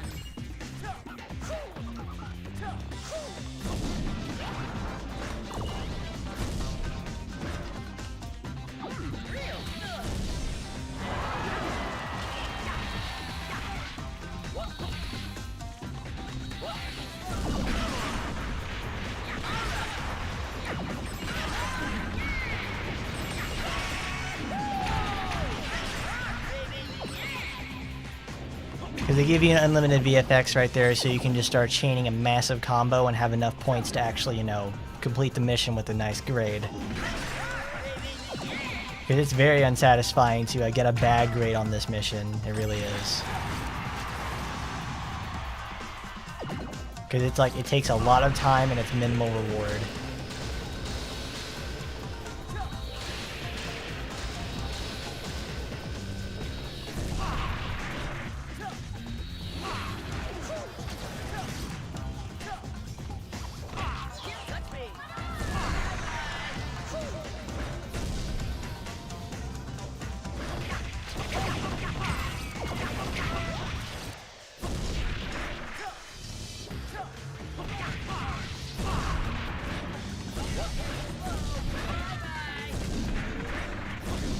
Come on.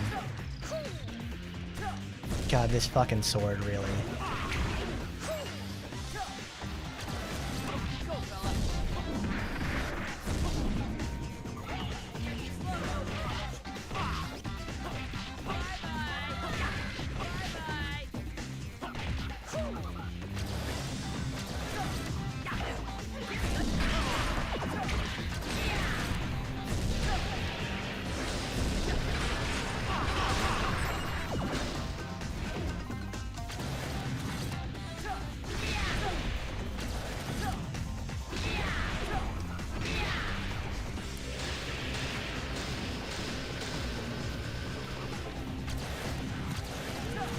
Alright, we have one more. We need to pick up the Yotamir. Oh, don't fall down there, Joe. That's going to slow us down. Alright, perfect. We go upstairs, go back all the way around. Best level in the game, guys. Really best stuff.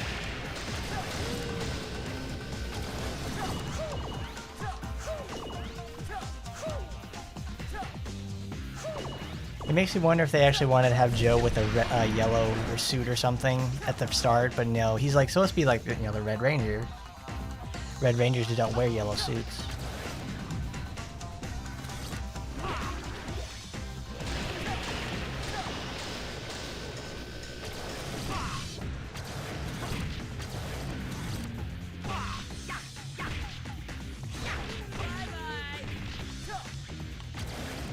Alright, perfect, and that's the last one.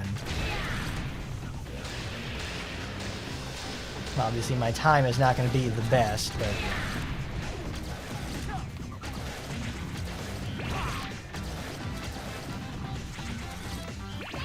There we go.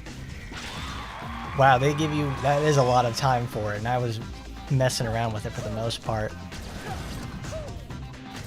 Thankfully it's over though. I really don't like that part. It is just so slow. I remember I was looking up like a speed run one time to see like, you know, what do they do when they reach this point? Like of this part of the mission, because this part of the mission is like really bad. And they don't. They just have like one path that they do to make sure that they can actually accomplish it quickly, and then it's like if it doesn't happen, it doesn't happen.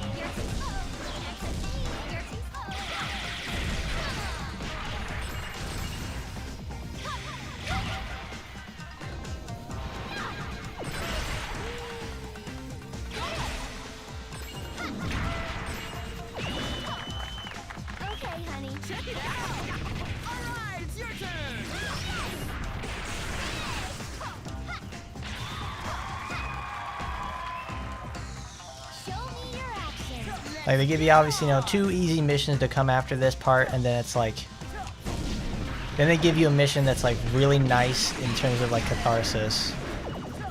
Where it's like, you just had a mission right there where it was slow, tedious, not fun at all. Well, now we're just going to give you a mission that's, like, really easy and fun.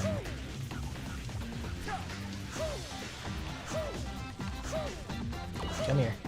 Oh, fuck off. Gotta jump like a ninja. 108 rings. This is a very easy mission that you can do. All you have to do is just go over there, come here.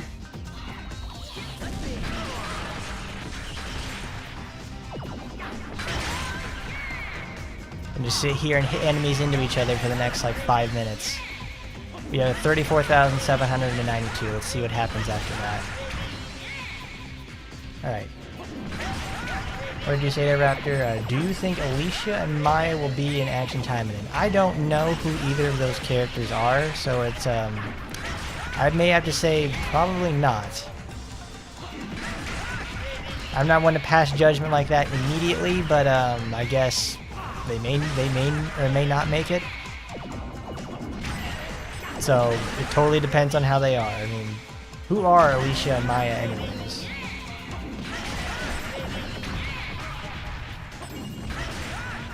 Do you really think they're like, total AT material?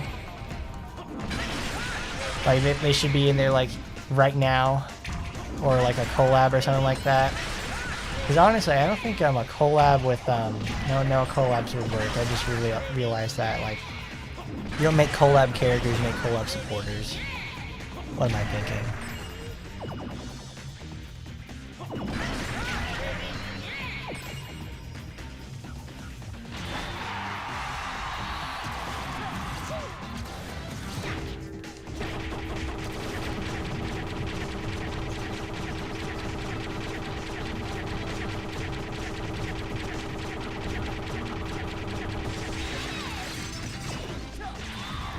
Wow, I went from 37,000 to 92,000. Holy shit! That I will never want in terms of money now. God damn.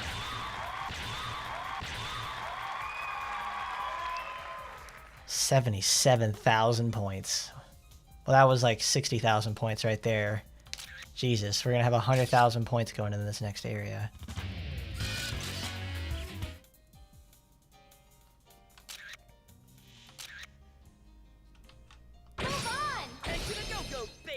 They're from Kengoku Senkin 2. Sure. I don't really see that many of the RPGX girls, not RPGX, of the Kengoku Senkin girls exactly making it in, at least immediately. You just don't quit, do you? What are you supposed to be this time? Mr. 5th Panzer Division? First blah blah blah whatchamacallit sergeant? Oh, what you say? I know Sergeant. I Big Lee, martial arts sensei of Ghetto Japan. Over. I thought you looked familiar there, Sarge. Hey, stop what you say. You fight me now. Prepare to die with power of Thunderbolt Shock.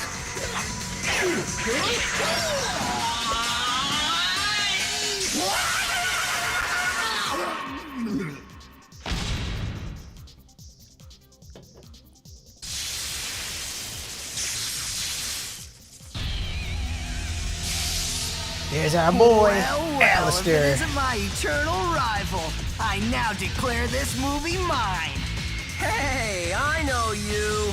Yeah, I'm they not just about made to here introduce supporters myself. in an event. You want to know who That's I what I am? Go to figured. your nearest discount store and get a copy of Viewtiful Joe. Go now. And as for you, Joe, I love you, Alistair. Yeah, you just sit there and for plug the many first game years like an we have absolute fought boss. against Captain Blue for control of the world of movies. However, hey, wait up there. That's the old script. Ha! I must admit, Joe, you are a worthy rival. Nothing gets past you, always trying to stay ahead. But I'm not the same old Alistair that made you look good last time. Now, let's really finish this once and for all. This Alistair is much, much harder.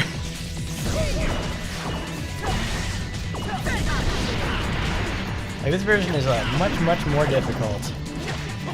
Because he fights now, you know, in this first phase the same way he would in the first.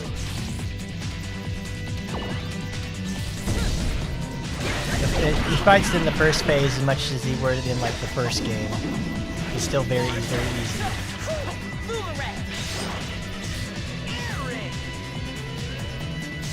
Oh.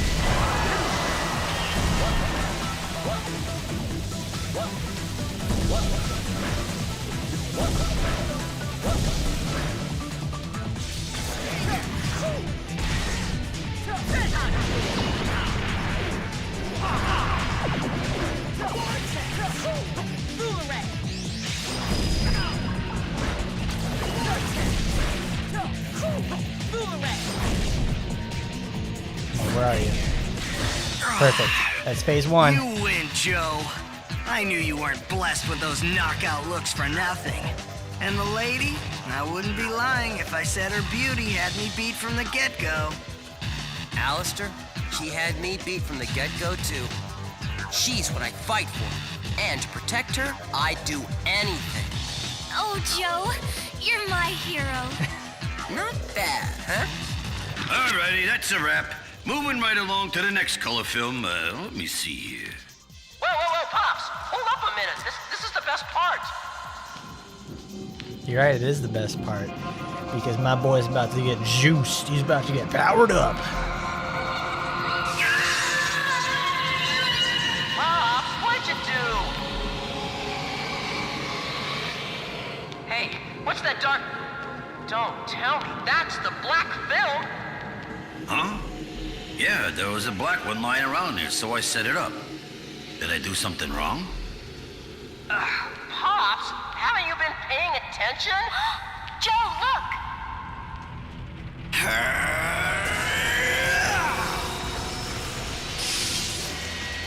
Underworld Emperor Alistair. The weak shall give their heart and swear their eternal loyalty to me.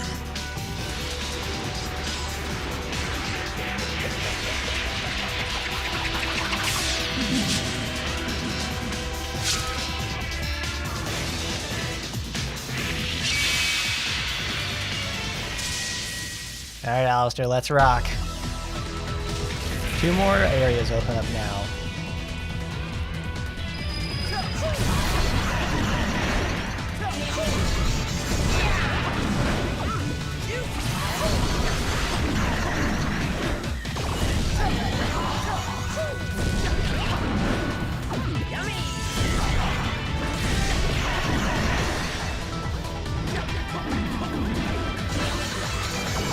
This version of Alistair isn't too bad.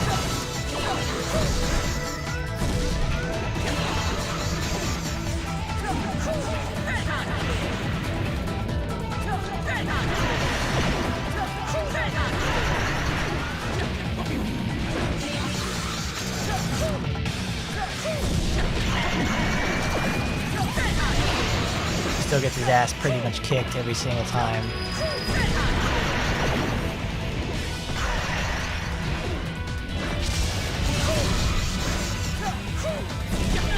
Oh, come on. Oh, there goes my defense. Damn, stop hitting the damn swords.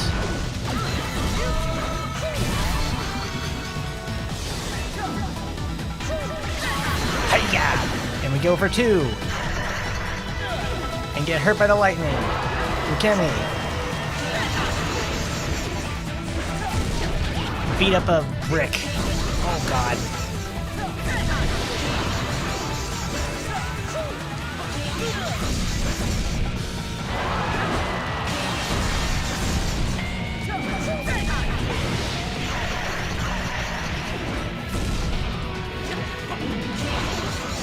Vortex gets up.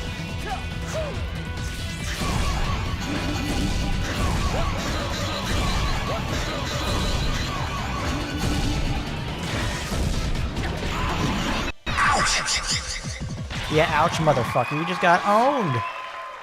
Oh, baby, that's good. Yeah.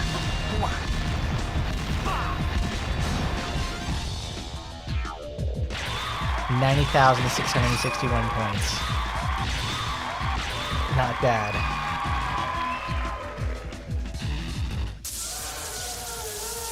Goodbye, Alistair. You put up a good fight. And thus, the great warrior was defeated. Alistair, who was transformed into a crazed and murderous demon by the power of the accursed black film, was put out of his misery by the beautiful fighting duo. This is like really disappointing though, because Alistair is like gets a nice send off in 1, but in 2 he just gets kind of zapped away. He's like, bye. You're not gonna see me ever again. Thank goodness it was found before it reached the hands of the enemy. And thanks to Jet's magnificent footwork, the despicable Fleg will never see the light of day. Did you see that? Quite a kick, wouldn't you say? Don't get too excited, Pops. You'll put your back out again. And our heroes now have the Red Oscar. Joe and Sylvia wait eagerly for their chance to get a shot at the other Rainbow Oscars. Little do they know that a deadly samurai awaits them in the brutal Antarctic. Be sure to catch the next frost-bitten installment, Ice Edge. Ow, ow, ow! Hey, wait a minute! Is my part over already?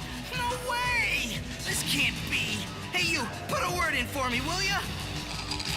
Huh? Me? Yeah, sure.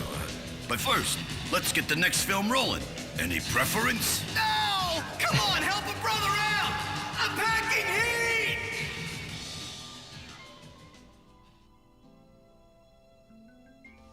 Oh, Alistair. You always are just, dying at every opportunity. Okay, now we're going to get on to Ice Edge. Ice Edge is another series of levels that isn't very good, but the boss actually makes up for way, way, way more. I think we start off because this first area is like full of puzzles that slow everything down so much. Then the second area is an auto-scroller, and then the third area is just like a general fighting one. And then the boss is just like great.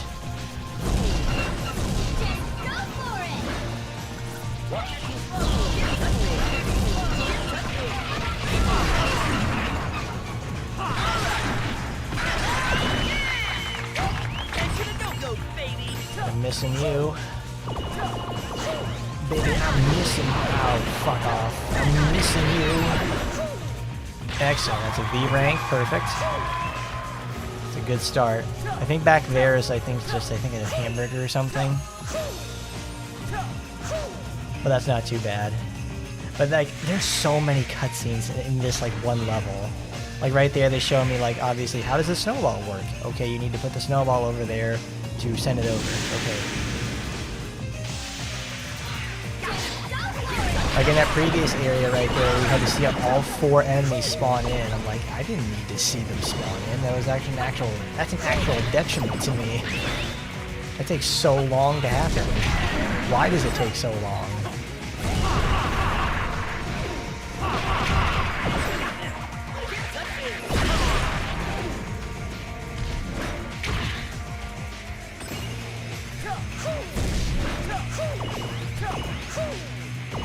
But we're given a little snowball right here because obviously, what do you do with a snowball? You need to create the snowball effect. And you make it run over some snow.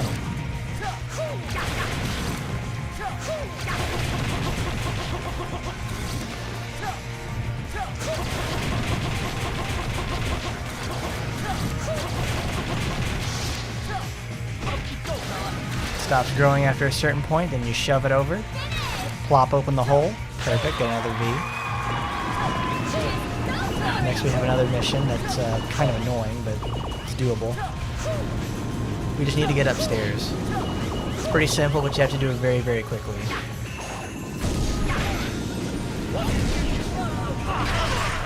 The visual effect of the avalanche is actually a very hard detriment against these very simple enemies. Because the screen shaking thing is it'll take your focus out because you're wondering what's coming, the avalanche is.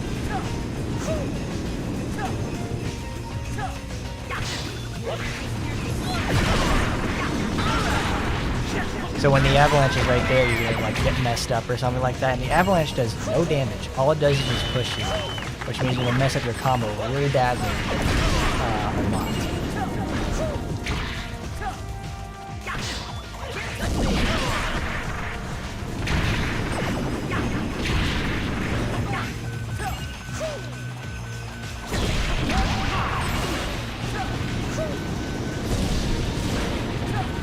You see, though, John, like what I would have preferred is like if they did give us a cutscene of how the snowball was made, because that would have been a lot better than seeing that the snowball was used to cover up the hole.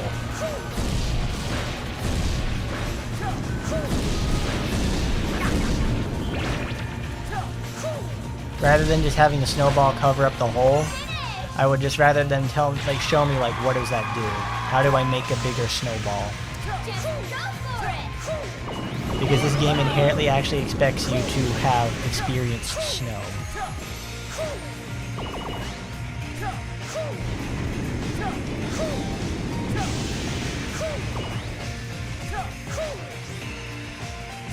I do love myself a good snow level, John. These are not like this level is like fine in terms of a snow level. Whoops. Yeah, they have the bad V points.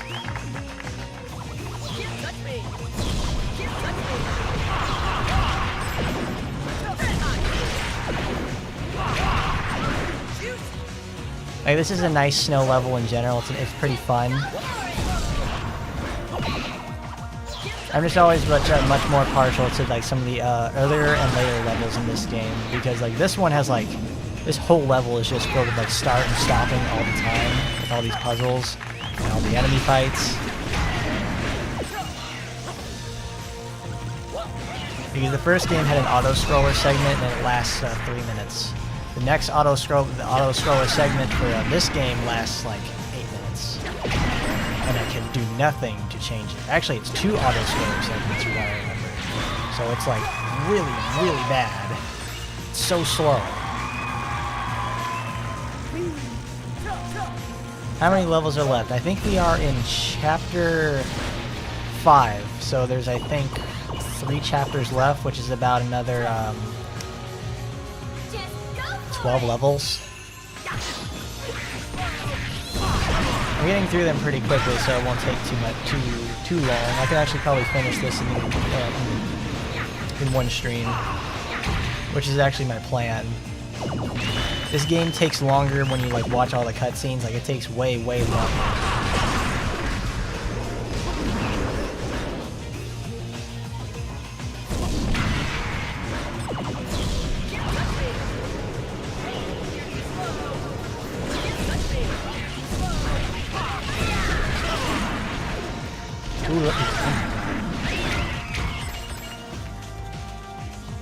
Are the red guys the Flatwoods monsters? No, they are not. They are just they're not raptors. They are just regular guys who happen to have like scythes, but they have like a Gido mask.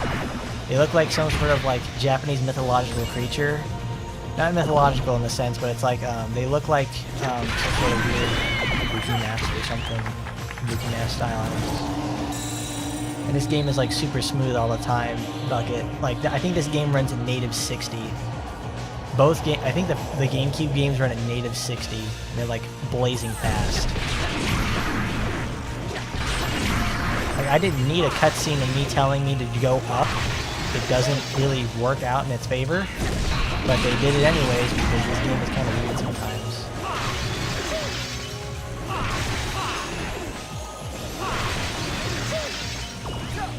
Like this is very much a style over substance sort of game, but it's you know, it kind of suffers from it a little bit, especially some of these other levels, like this right here. This is like just a, you know, it's a simple puzzle. You just have to get up there to the top and stomp on the what's it called, UFO. But it's a little tough to do.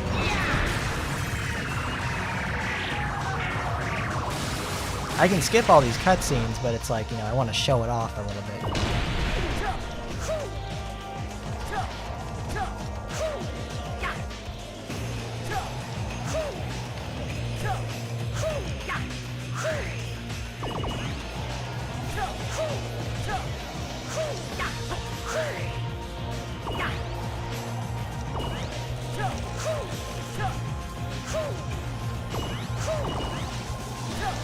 Okay, this is also another mission that's like has a really tough problem with time. You want to get like most of the reels, but you can't really get all of them.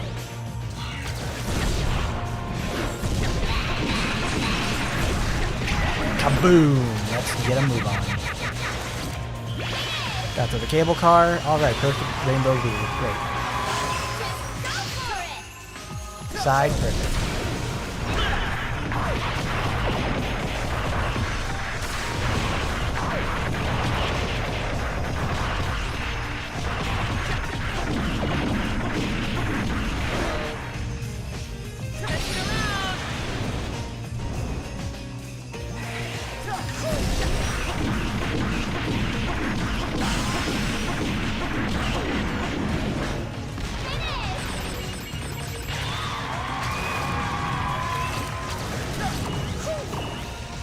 Thanks to like you getting the card, you actually can't get the you can't get the rest of the medals if you go up this way,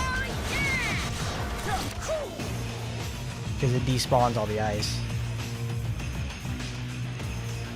And let's get a move on. We gotta go on the cable car with all those little Guido guys spawned in.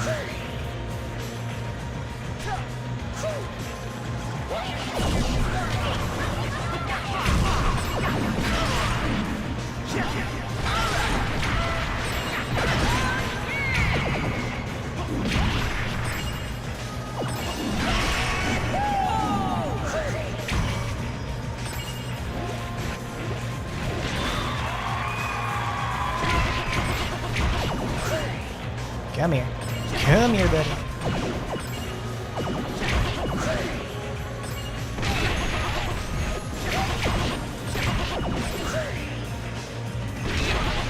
Because the thing you don't want to do is actually get hit by those little tornadoes, because it slows you down a lot. Because you get locked in the entire animation of you just falling down, and it's really detrimental if you're trying to get these reels. Like I just did that right there. I missed the reel because I got hit by it, and it's pretty much a fail right there.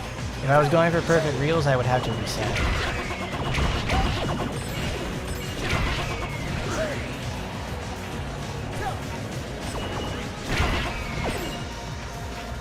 Like it encourages replayability right there, because you need to know when those tornadoes are coming so you can actually, one, avoid the enemies, and also avoid the little tornadoes as well. 1A, because I ended up going too fast and getting the other thing right there. But it's an average of V's, so that's good. Points are so weird in this game too, because like right there, I now have 135,000 points, which is like unprecedented in the first game. There's like no real way to get 70,000 points early on. You just have to farm it normally. And now we have the auto-scroller segment. This is legitimately the worst thing in the game. I really don't like it. I would rather have another rotating room puzzle than have to do this shit again. And have to do this shit ever. This is so bad. It's so slow. You cannot accelerate it. You can't make it do anything else. You just have to sit here and pray.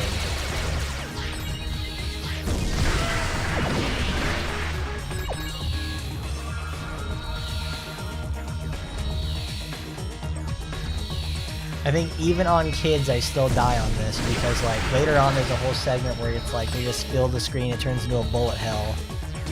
Like not like an actual, actual one like a normal heroes. But it's like this turns into something like you gotta get the fuck used to how this game works.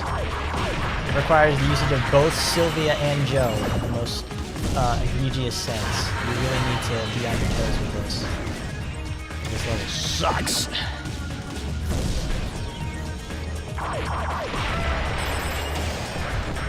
Because Sylvia has the drill. It cannot swim, but it can drive vertically and break the ice. It also has depth charges that you can send upward. That's the only way that you can hit enemies that are on the surface of the water, like those ninjas. Sylvia can jump though, which allows her to hit enemies in one shot most of the time. She can also dive down and dive upward. She can also punch upwards.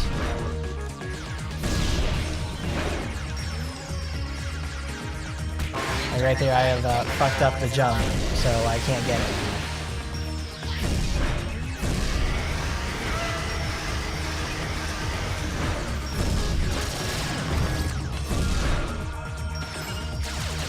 Yes, it is exactly like one of those underwater segments of Metal Slug, except this one is like infinitely more boring, and it's very, very, very tedious.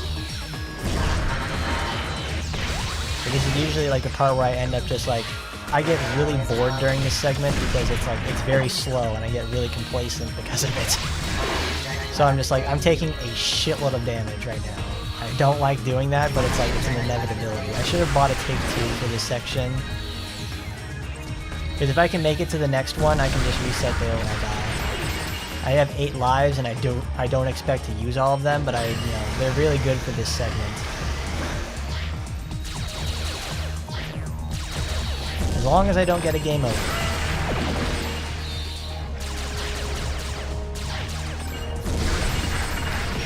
Like on adults and higher, this difficulty is like absolute fucking hell. It really is. Now this level is absolute goddamn hell.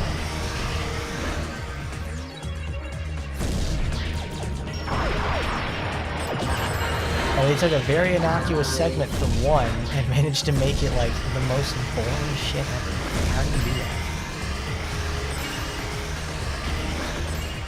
Like you can make the mission move faster in one by killing the enemies as quickly as possible. You can't do that. You have to keep scrolling across the entire thing to make it to the submarine. I'm probably going to die, and it's gonna send my ass all the way back to the beginning. I'm getting angry and I'm getting complacent.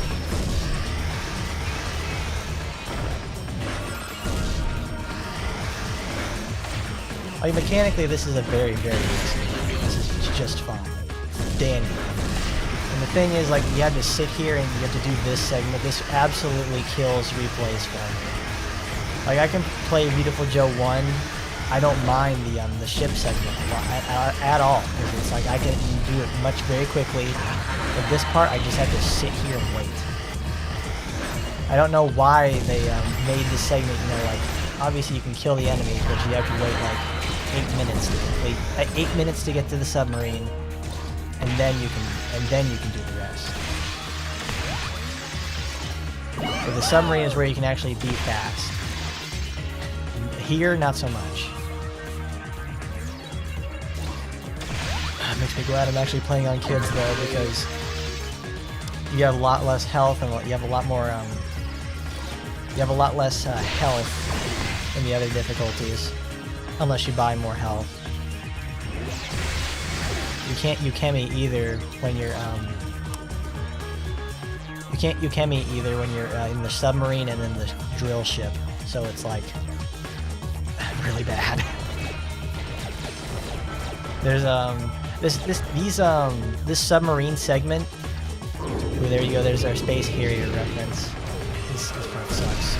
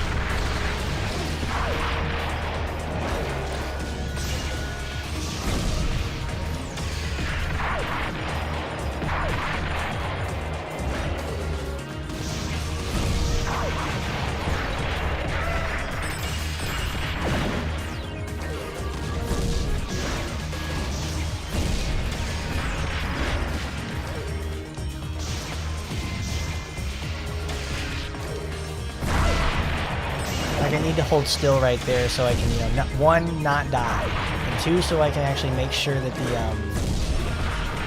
the death charges don't come my way. Because if you don't take out the death charge guy, he's just going to absolutely screw up your day.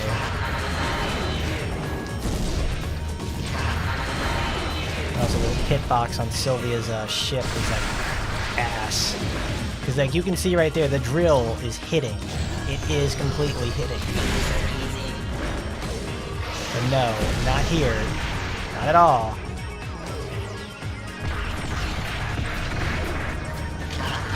The drill misses all the goddamn time.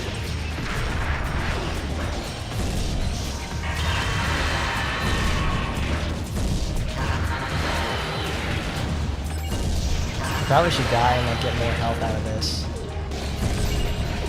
Hey, look at this. The drill is hitting inside. Like if the top part of the drill is hitting. But when I jump, the property of it changes and it's like it doesn't work. Fucking downtown, he throws it at me and kills me. Stupid. And you have to do it again.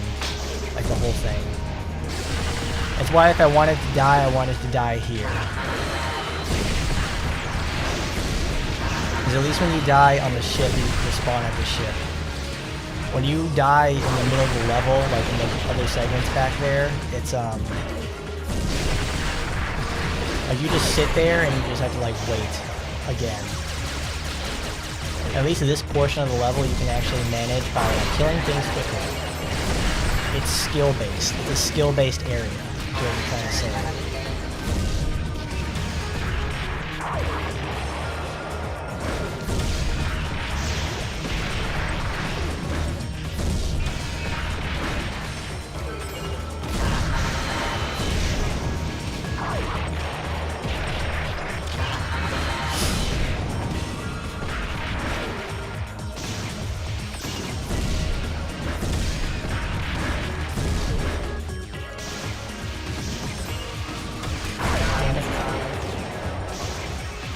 You can't fire depth charges when in the air. You have to fire them on the ground.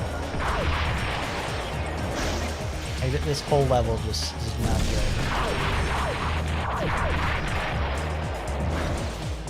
But I'm sure there's someone out there who's like, you know, eating, sitting pretty. They're just like, oh my god, I love this. I love the submarine level from Beautiful Joe 2. It's like the best area. I love it so much. Me and my brother, we played it all the time as kids. It is great. It's like, no, this level sucks. This level sucked as a kid and it sucks now. I played this level like, you know, I played it when I was a kid. That's when I played this. And I played it as an adult. It's still bad. This is so fucking slow and it's so boring.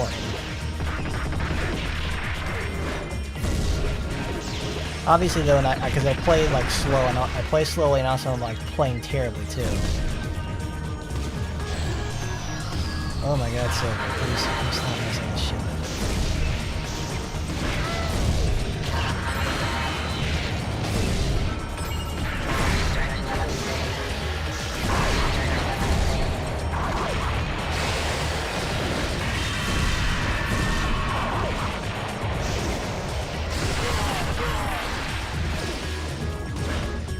Good, that sends him back in there. I'm probably gonna die again.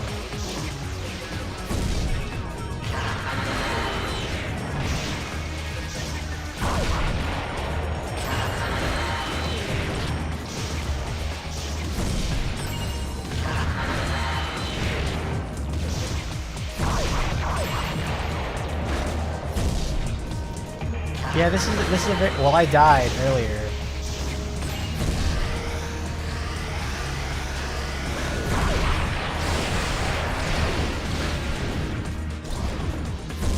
It's right there. Now we are able to continue the mission because there we go. I just did what I was supposed to do. I had to kill a specific number of turrets in order to do it.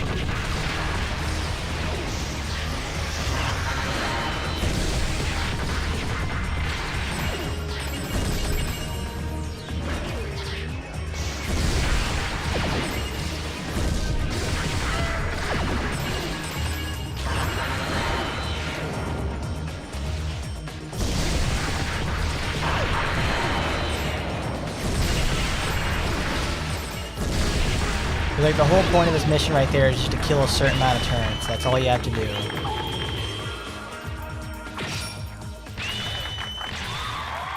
$11 minutes and 30 seconds. That did not feel like 11 minutes. That felt terrible. I really hated it. Move on! Head to the go-go, baby! Because like you have to keep destroying a specific number of turrets, and then it's like, okay, just do that. Well, the thing is, like, they fill this screen up with so much shit, it's like you can't do anything about it.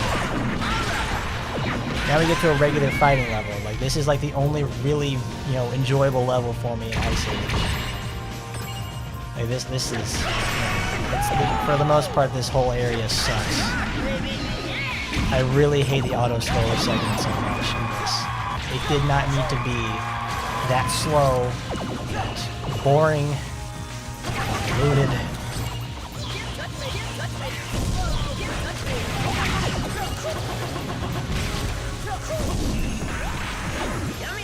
It didn't need to be an exercise in frustration.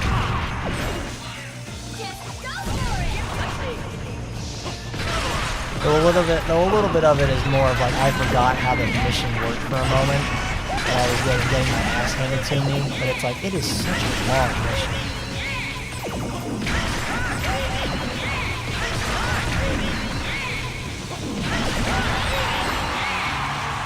I have actually, sat down and gone back and practiced to see like how the mission is supposed to work, even knowing like, okay, I gotta destroy X amount of turrets.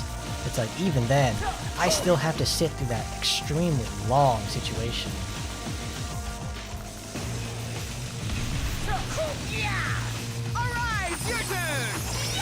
You need the Viewtiful gun to do that, which I think is another bullet wheel. Yep, Joe, bring it on!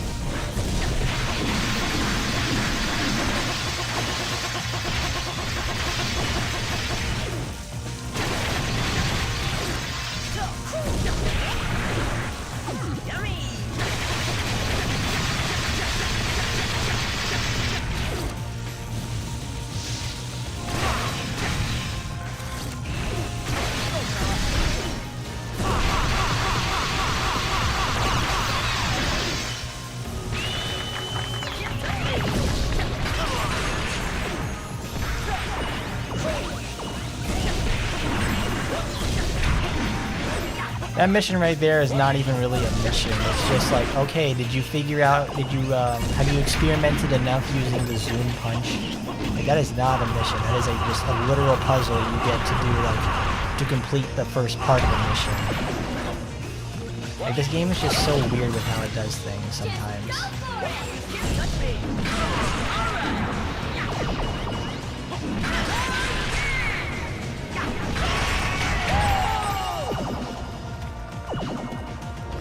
I guess honestly, that just feels like padding.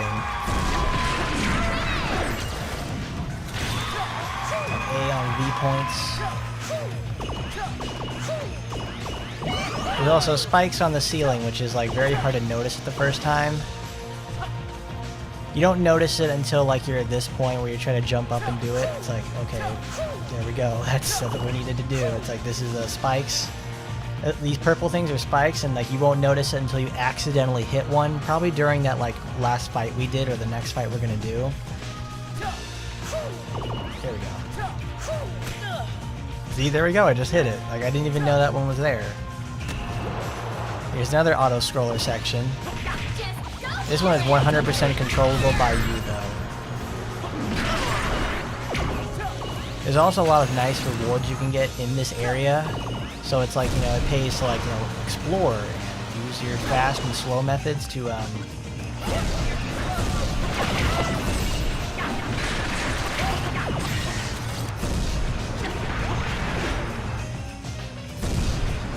because you can slow down the, you can slow down this little platform right here by just, by getting it to rub against the ground. And it goes much slower that way. When it's in the water, it moves much faster. Go, Sylvia! I'm in! Oh, that's not good. That means that doesn't count. You have to face it from like the first direction to get it. Yeah, there's a tutorial mission in the middle of the game. Like, that's something that they should have taught you, like, not sort of taught, but like, you've never had to use the uppercuts in that fashion ever, and you don't really ever have to do it again. So it's just like, hey, this is something came up with. You want to put it in the game? Yeah, let's do it. That's what that kind of feels like to me. That's what it's always felt like.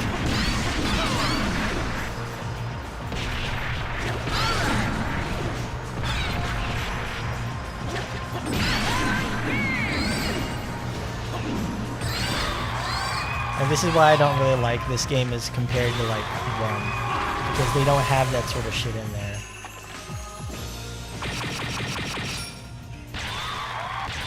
It makes me wonder, like, oh no, this may be like going to like a revisionist history sort of thing.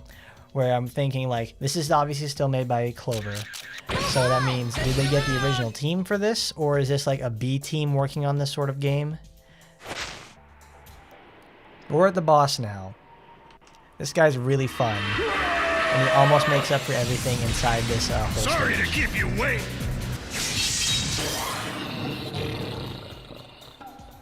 I have slain, yet my heart aches with a void. The piteous beast fades as morning dew.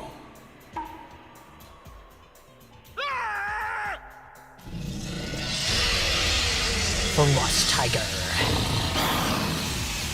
I've awaited this day. You're Joe, and this must be Sylvia. Wow, you came all this way in the cold just to give us an Oscar? That's a shame, because I can't carry anymore. Hey, I hope you brought a bag with you.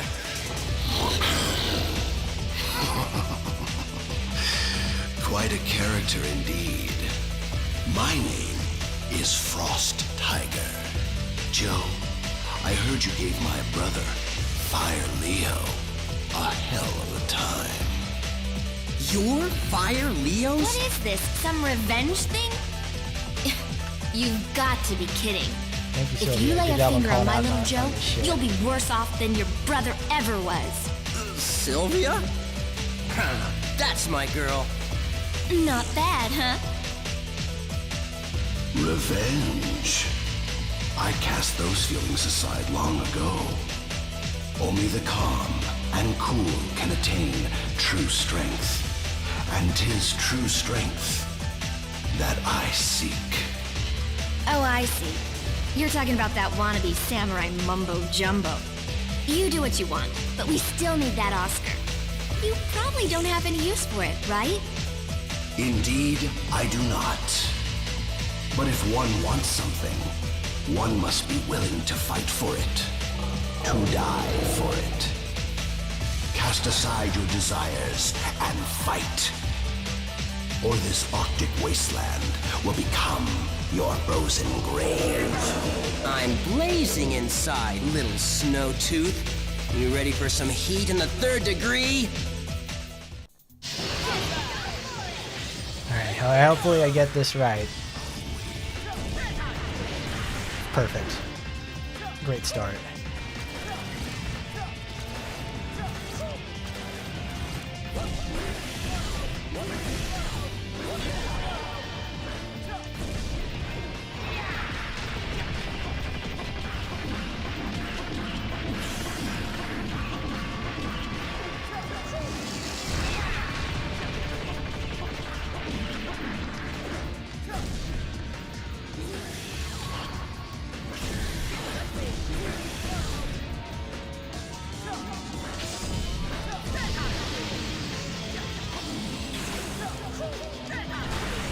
Good.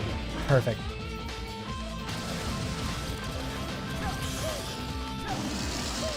Turn around.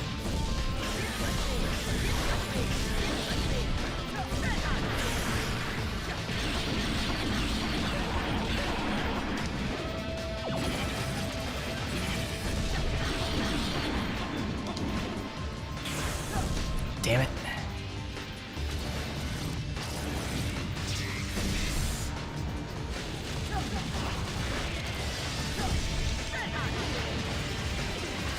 I need to go upstairs, Ice Leo. Come on. Frost Tiger. Oh.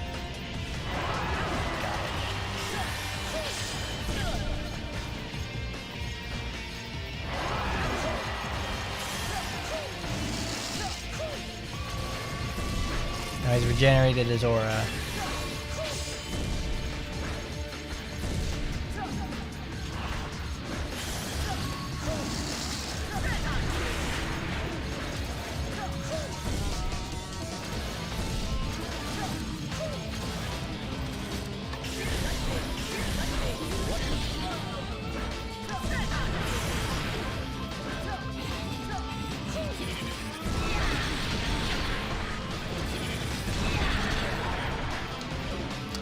fucked it up.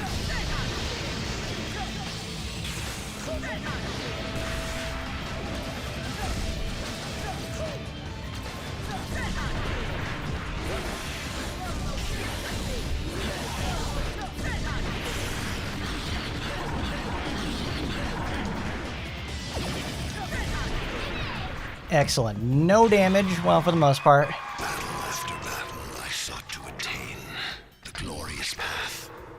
But true beauty lies in this late hour of defeat. There we go, that's how it's done. I hope you like seeing him, because we're about to see him again really soon. Oh my god, that level sucks. That boss is really fun though, because he's very, very aggressive, just like his brother. Is number 6. Just one left. Huh? Whoa. Another Sylvia? 2 Sylvias? Oh my god, bro. Wow. Joe, watch out! She's a fake! She's after the Oscars! Give me the Oscars now! You've got to be kidding. Joe, I'm the real one. Oh, I got it! Will the real Sylvia please stand up and name your favorite food? Piece of cake. Creme brulee au fromage. We had it on our first date. How silly. My favorite food is this guy. The tastiest little tart around. Right, honey? Whoa, really? I'll care for a taste right now. Oh no, Joe, you idiot, what have you done? You've been suckered by her charm. Now she's going Super Saiyan. No, she's going Super Sonic, that's it. Whoa! Huh? Ugh! Joe fell victim to Ghetto's wily ways and lost the precious Oscars. The Oh, Joe, you Oscars big hold the dummy. power of Now film, look what you've a done. power that can inspire one to action or change a person's very destiny. And now that power is in the wrong hands. The Earth is in deep, deep, deep trouble. What will come of everything now? Who we gonna call? Joe and Sylvia. Can't stop shaking. But then, suddenly, the Captain Blue film begins to shine. Could the stolen statues be in this world? Jet sets up the film, and Joe and Sylvia take off on a retrospective movie adventure. Go, Sylvia! May the love for your father rise above all evil. Rush out and catch the next installment of Back to the Feature. Wow, Oh my God. this is good cinema. I can't miss a moment. But, I need to take a leak. Shoot. And see, the thing about this too is like this game is like much more overt about its references. The first game is not. It's like, you know, it has the references, but it's like if you know the reference, you got it. But it's like this one's like way more overt with them. Do androids dream of romantic scenes?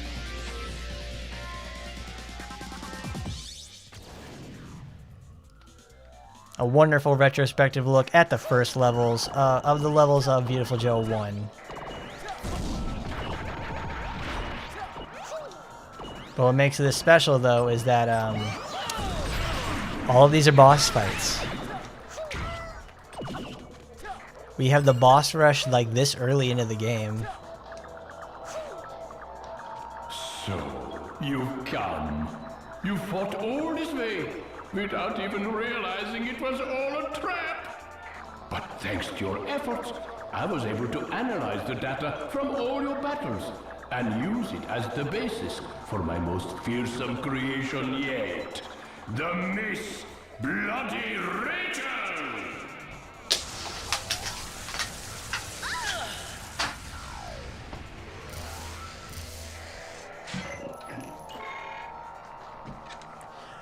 Miss Bloody Rachel! Thanks for the Oscars, Joe.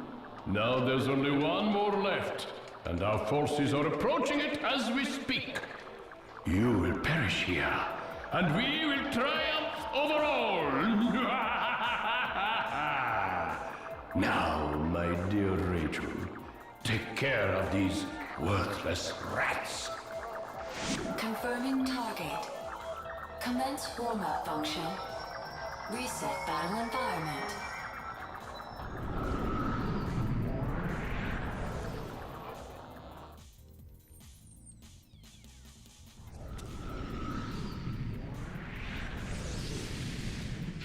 Warm-up complete. Change mode. Destroy. Oh fuck. Okay, well, there's my defense ranking. That sucks. Oh shit.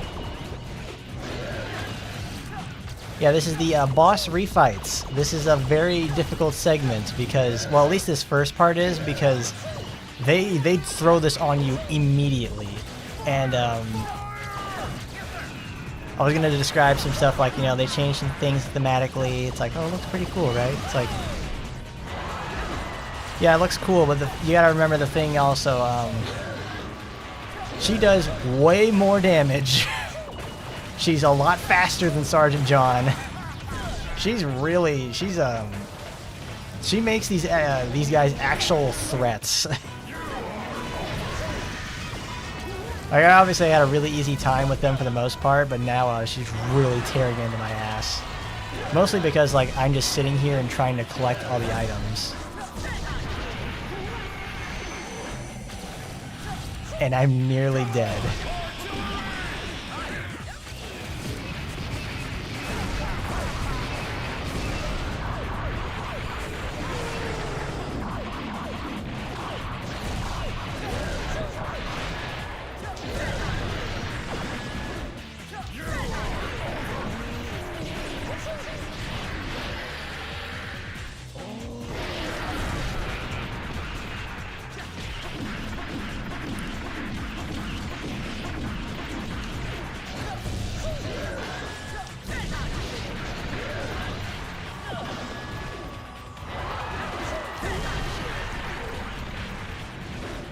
I don't know why she looks like female golden experience. I always thought she looked like C-3PO. I think that's what they were trying to go for.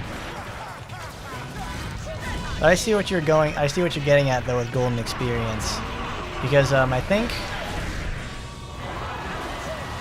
no part 6 I think was still in circulation when this game was made. Miscalculation of target's power coefficient.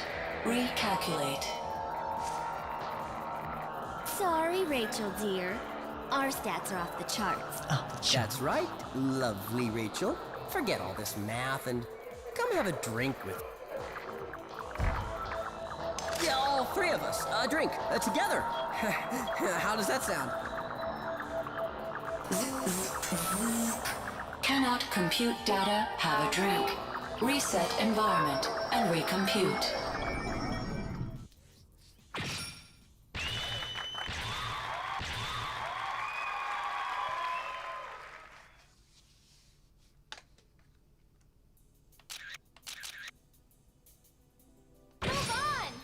Yeah, I think I'll be fine. Because you heal between every fight. From what I remember, Rachel's battle itself. Change mode. Like, Rachel herself is like actually like one of the best characters in what's it called? Terminal function. The party game for this. Oh god, what is it called? It's Viewtiful Joe Red Hot Rumble. Rachel is one of the best characters in the game there because I think she's like one of the fastest in general in terms of movement speed.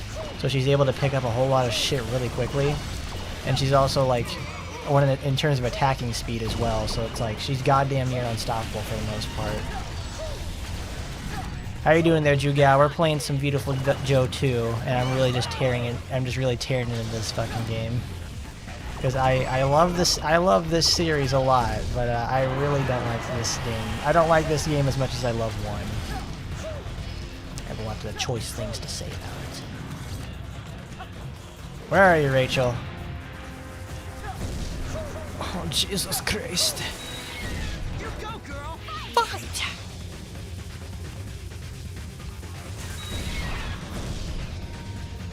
Show me your action. Oops.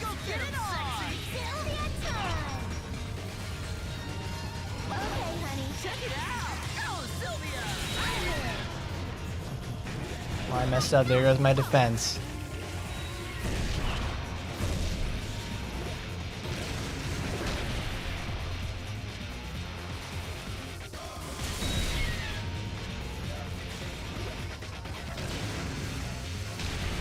Fuck, I missed. God damn it.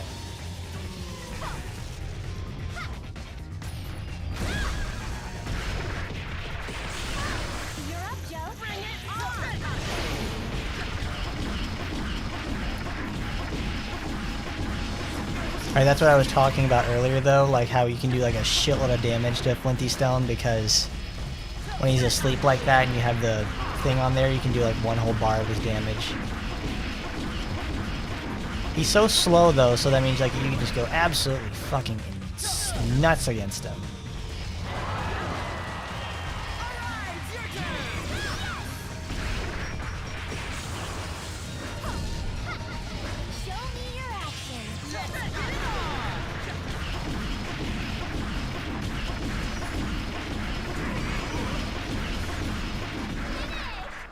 Fatal error. Reason for defeat unknown. You want to know why you lost there, honey? Because you have no heart. Can't feel the fire without a flame in your soul. Ain't no calculus to explain that. Heart? Cannot process. No such function in Dr. Kraken's data. But wait. An incoming data stream. Like an impulse. Joe? Yeah, I know. She's officially out of order. Looks like there's no reason to fight her anymore. Speedruns of this game and like in this series in general are really insane because they're so incredibly fast. Speedruns of 1 are like half an hour, and speedruns of 2 are like an hour. They can go down to probably like 45 minutes if you really got some shit going. This game is like really good at that sort of stuff. Sylvia, look! The UFO! The UFO! Oh, yeah! So, the next movie is a space flick, huh? Well, that's just fine with me.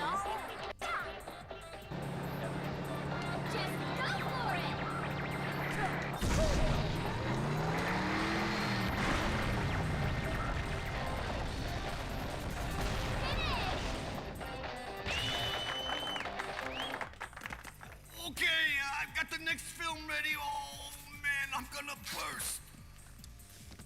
I'm gonna blow. Oh no. Like, that did not need to be a level. That...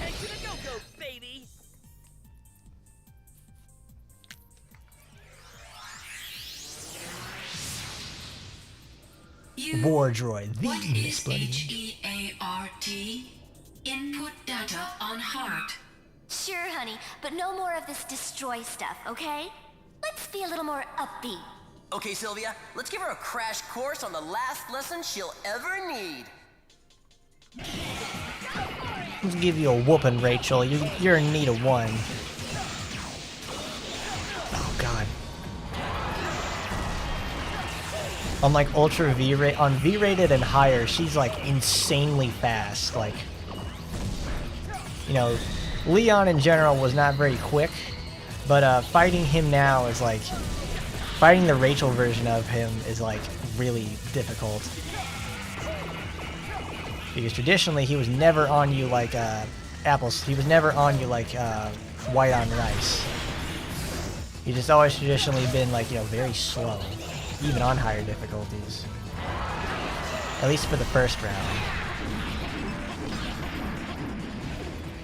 And that's even if you were doing badly.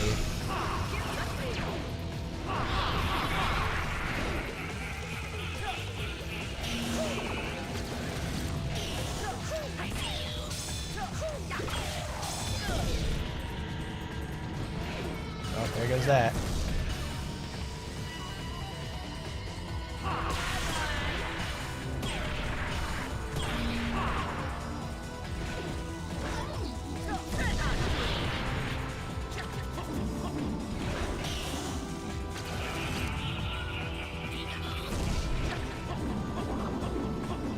Come on, become solid.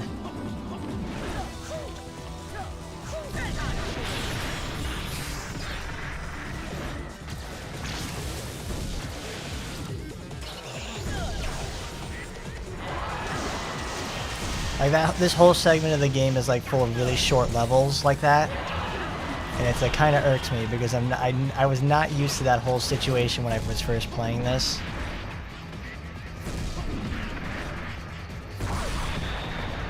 And more or less, I'm not really used to the whole like surplus of points that I have because of all these like really short levels. Like when I was doing like my perfect V's run of this game, I was trying to think like, oh man, like doing this part must be very hard. It's not hard. It's actually like, since they're all segmented like this, it doesn't hurt your average as bad. Fuck. Get out of my way, Leon.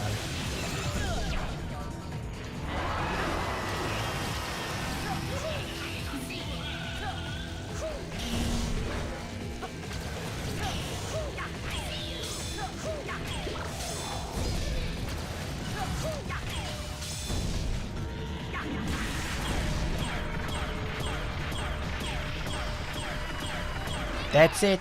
You're done. Woo, that's good stuff. I still took way too many hits on that, but it's worth it. That's right, Bella D. It's Viewtiful Joe. We're playing Viewtiful Joe 2. The not-so-great sequel. But it's good enough to have spawned 2 more games. Sadly, no third. Change mode. Look at that, we just fought this guy, and now we're gonna fight him again. There's no introduction for him either, so it's just like, hey, I hope you remembered how to fight Mr. Icy Hot over here.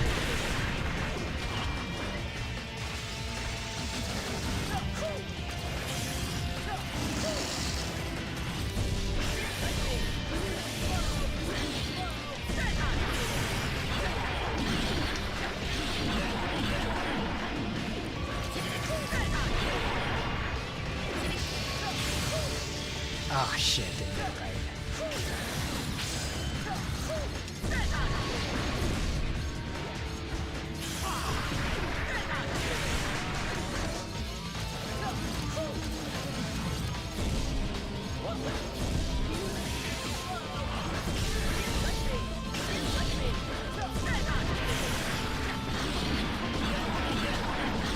No, this isn't the version where Dante is unlockable. That is Devil May Cry, not Devil May Cry, that's Viewtiful Joe 1 on the PS2.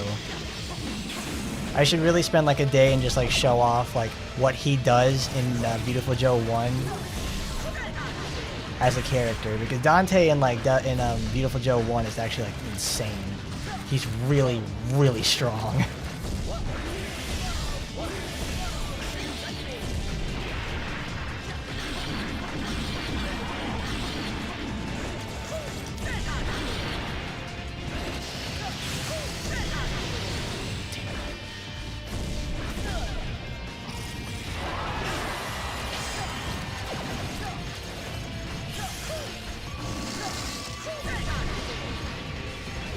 Oh, get back here, you big furball.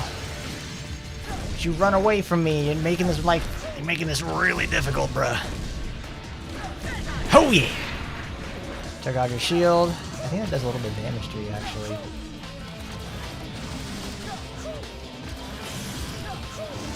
Fucking turn around. See, now it doesn't work because you didn't do it. Once he gets the direction fixed, he has to start the whole animation again. Well, that's a waste. He doesn't exactly. Ooh! Oh boy.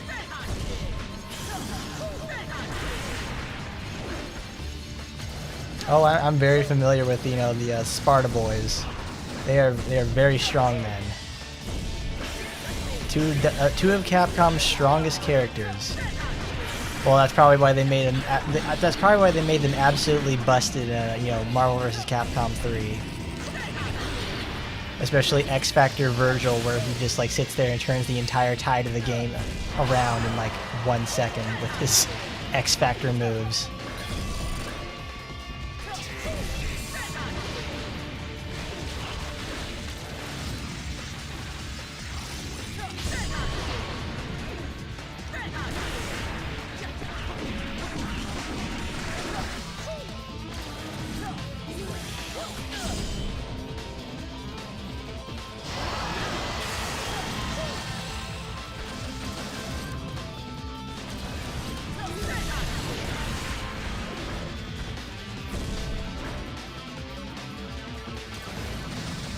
Come here. You get on the ledge. That's right. Face me. Let's do this one time.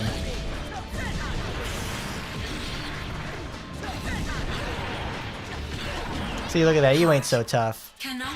Oh, yeah. Oh, that was good. I hate that. Heart equals beautiful. Oh, you get it, Rachel. Oh my god, fantastic. You got it. Totally beautiful, baby. 4 minutes and 6 seconds.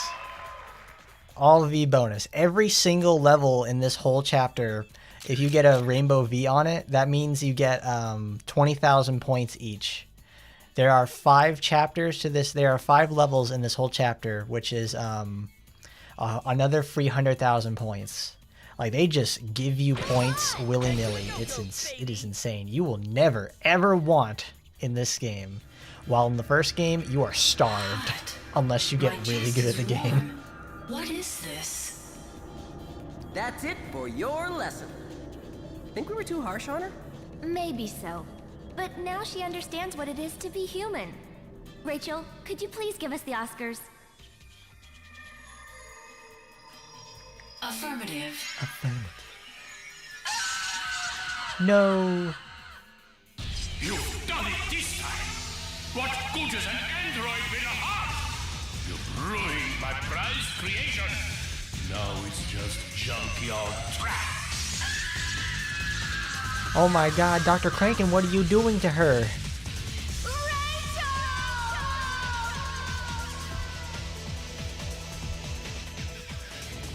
Joe and Sylvia, I can hardly believe you've been a threat to Ghetto for this long. But now I, Dr. Crankin, Black Emperor's right-hand man, shall stop your meddling once and for all. Now, take a step forward if you're An android with a heart. A heart of gold, perhaps. Wants to be pulverized Alongside her first. gold-plated skin. Eat me! Now we get to fight another boss, Mr. Dr. Crankin. Mr. Dr. Professor Crankin. Dr. Crankin's not too bad. Goodbye. Oops. Well, there goes my defense. Hiya! And pound it out.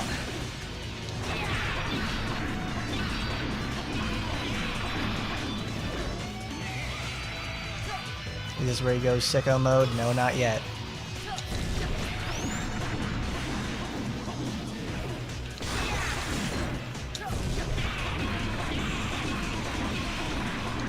You get 5 hits on him every time.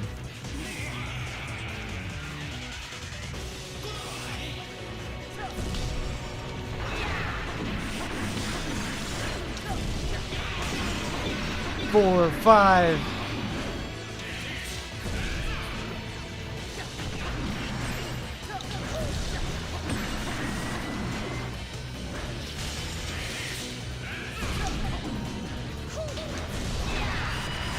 Uh-oh.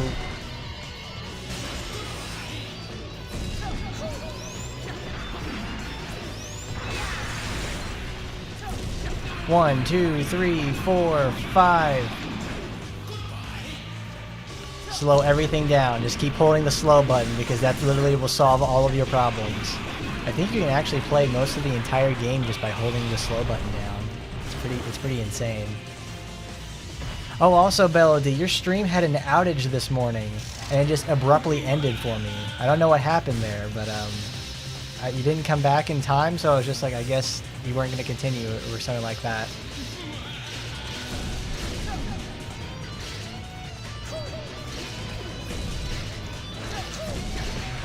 And hello, Masher. We're just playing some Viewtiful Joe today. One of my favorite games for sure.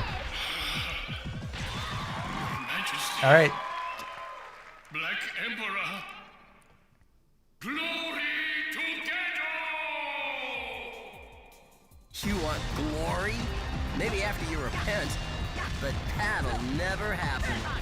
Even repentance wouldn't earn him any glory.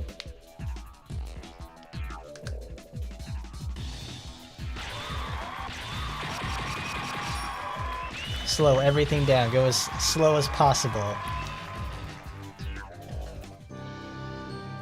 Sylvia. The brain of Ghetto, Dr. Kranken, finally met his long-deserved demise, while Joe is more determined to fight than ever after witnessing the lovely Rachel's tragic charring. I'll never forgive them. Such a hot chick. Never deserved to have her fuse blown. Oh, Joe. Wait, what did you say?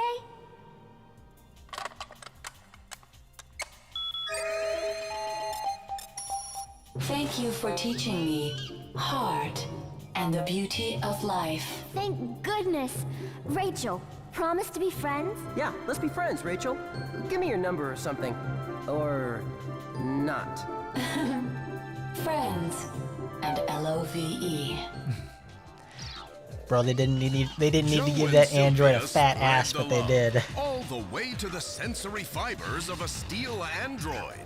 Let it be known that the iron fist of justice shall no longer be clenched with a destructive force, but spread in an embrace of boundless friendship.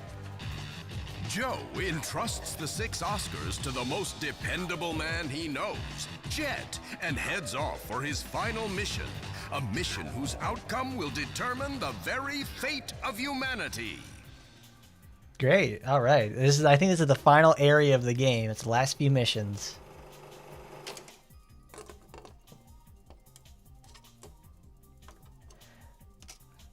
Well, Bucket, it's not so much a broken mechanic that slow is. You are required to use slow to hurt many bosses, so you have to hold it down so you can deal meaningful damage. We're playing on kids mode, so I can actually complete this within 4 hours.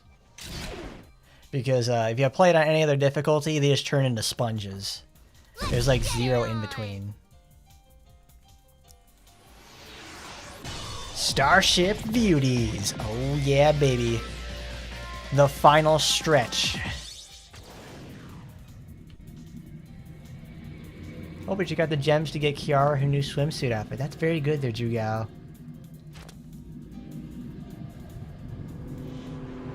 I like Kiara. She's the one that I bought next to Sakura's. Looks like we finally made it to enemy headquarters. We destroyed the black film and retrieved most of the Rainbow Oscars. Now, we just have to save my father and give that Black Emperor a rude awakening. I love that part right there, because Sylvia just talks directly to the audience. It's like, okay, we need to go here, do this, and do that. That's what we're here to do. I want you to make sure you understand that. Great start. I'm not paying attention, I get my ass handed to me.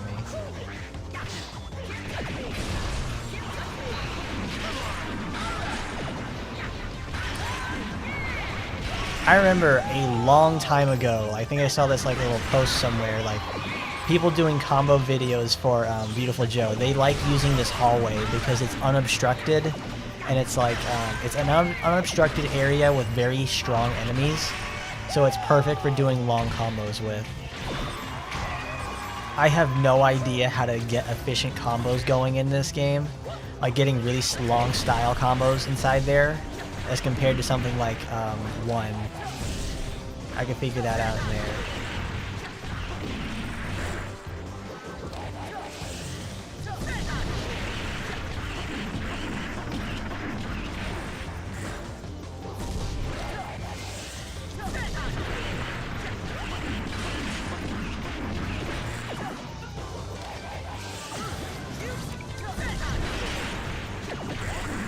That's right, you have to wait for them to get into the stun state before doing that, because then it won't count in terms of damage.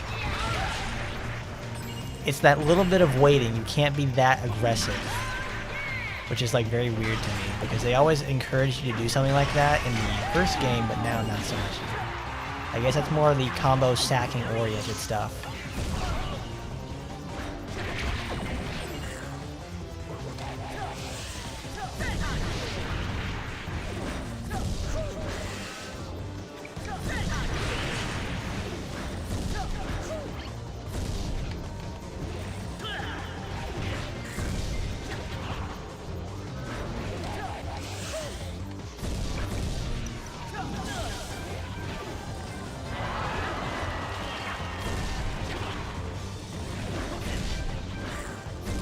This is making me regret not buying Beautiful Sexy forever.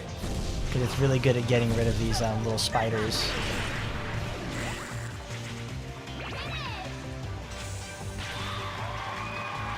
Okay, this is my this is another one of my least favorite rooms. Is no, it's the next one after this. Is no,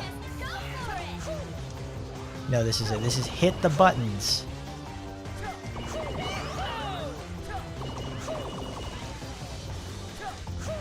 It's very slow.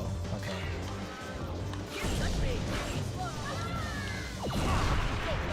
Damn it.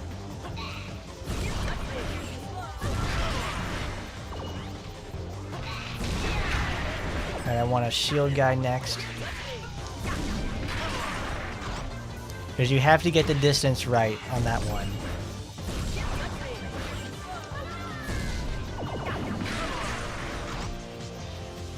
Perfect. No, shit, I was too slow.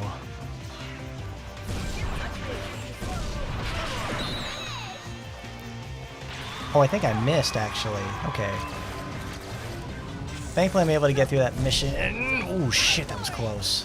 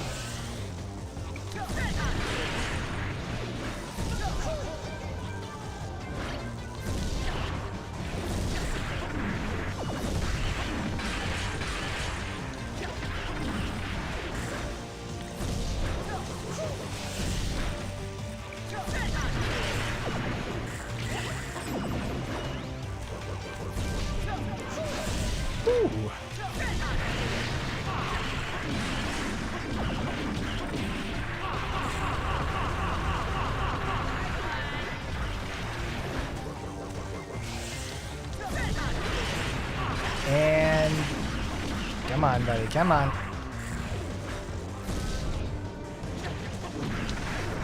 You're just being a stinker, you know that.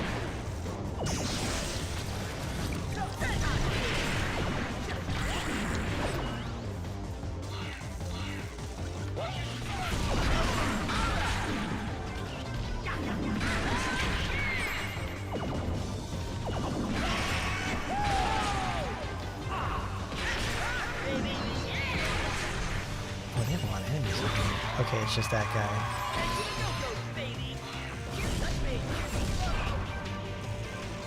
Those guys with the laser shields are really annoying because they instantly will just like their sheer existence is there to just annoy you and also destroy all of your VFX.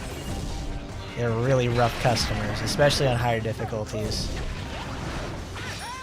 Try boy, they give you a life right there.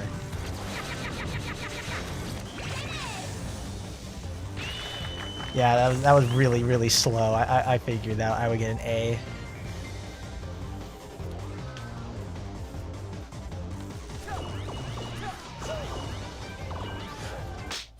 Goodness. Perfect. Controlling your speed would be a fun mechanic. I mean, Asagi already does that. She not only speeds up herself, but she also slows down time. So she already has the speed and Mach speed segments. She already has slow and Mach speed. Whoopsie daisy. Like Asagi has like all the powers in this game.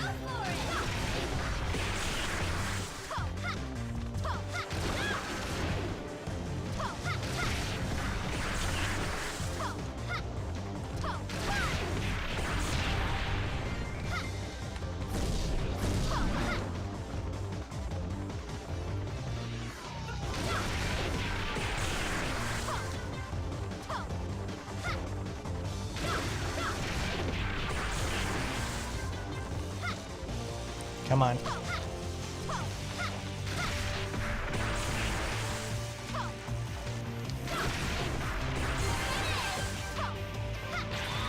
First try. Oh, I love it. Wow, I never ever get that on the first try. That always takes such a long time. Yeah, John, You would like this level, John, because it's like, it's the Aliens level. Like Aliens the movie. Because it's, you know, aliens look like gigantic chitin bugs. That's why it's your favorite.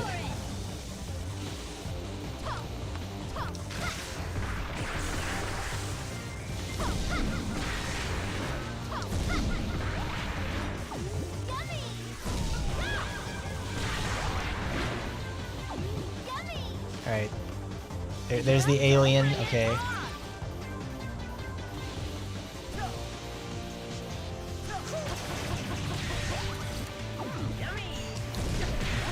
I want to get rid of all those first before I start spawning in the waves. Come here, big buddy. I'm going to eat you. You're gonna take like 30 minutes to die.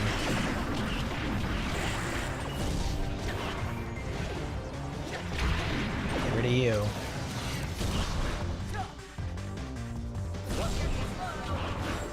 This dude's literal existence is to be a nuisance to me.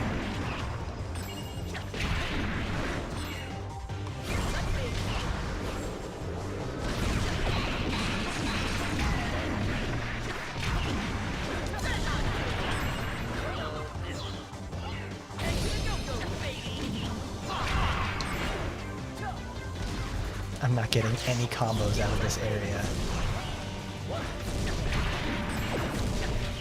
Like, that enemy right there is specifically designed to break your slow motion combos. It feels so bad against them.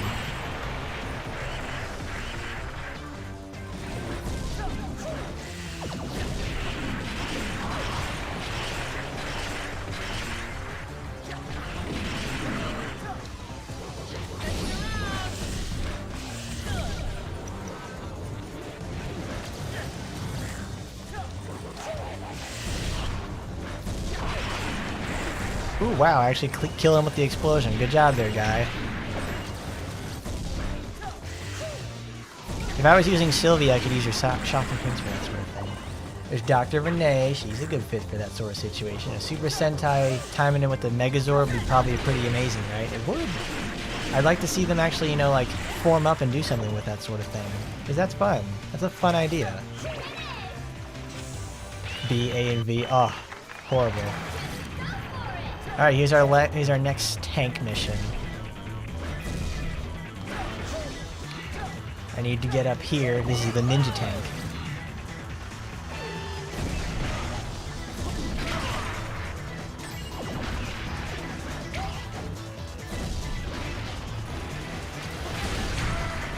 Uh-oh.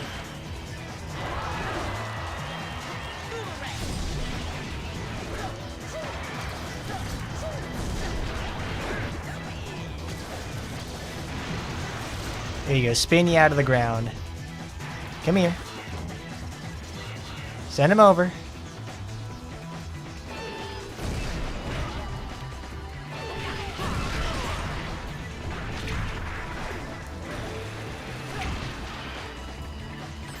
Where are you?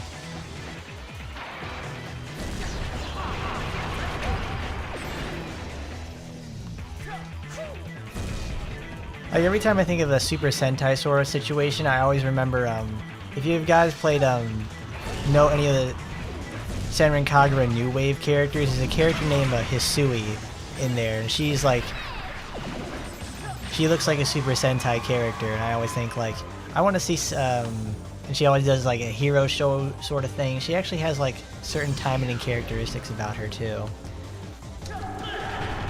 So it's like, there's a lot of good stuff in that thing. Have you guys ever played anything like that? Have you guys ever played a Senran Kagura New Wave? That's something I've been thinking about as of late, because there's a lot of characters in there and there's a lot of really good designs. Alright. This is the nice low gravity chamber. This is an absolute nightmare on higher difficulties because getting through, because the spikes do like a ton more damage on higher levels. So messing up a jump is damn near fatal. I almost wanted to buy a Take-Two just for this. I really wish that hit.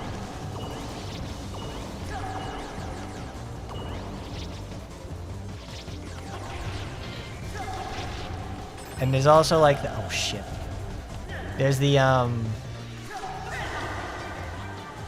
no, they don't introduce that version of the enemy. They have like two versions of those little octoling guys, and those little little fuckers, they love just zooming in and hitting you. Is that? Oh, the nurses. Hello, you Miss Naughty Nurse. We're gonna get ready to wombo combo you again.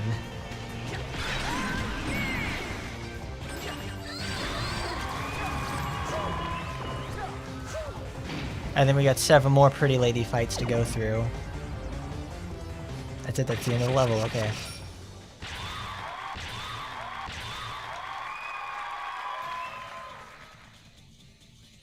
I was so concerned about not making sure I don't mess up those 2 puzzles. I didn't realize just how long I was taking on everything else.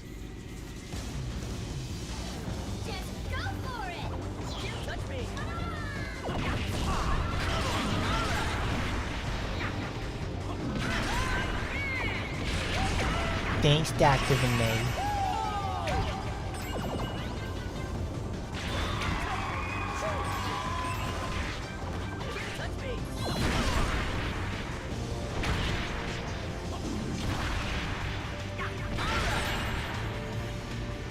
I didn't know you could do that. Wow. That is literally news to me. I didn't know you could actually break those.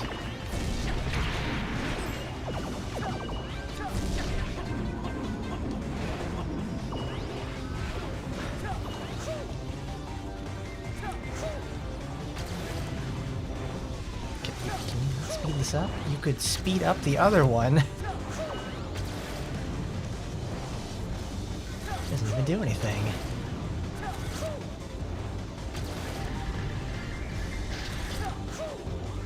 Oh, this is just like the Castlevania level.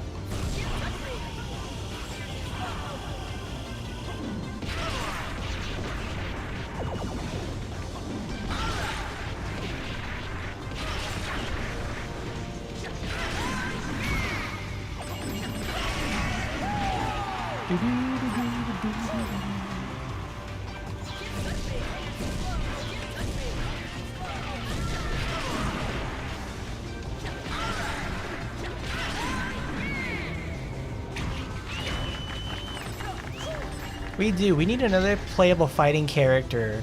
Like, this specifically uses their fists. I want another companion for Sue in terms of, like, being able to just whack stuff with their hands.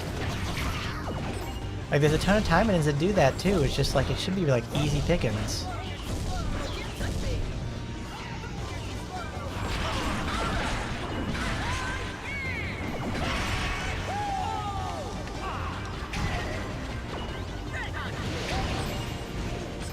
But I guess not. Maybe they're saving, you know, like our big time, our big ticket Taimanin who's gonna use their fists as a weapon.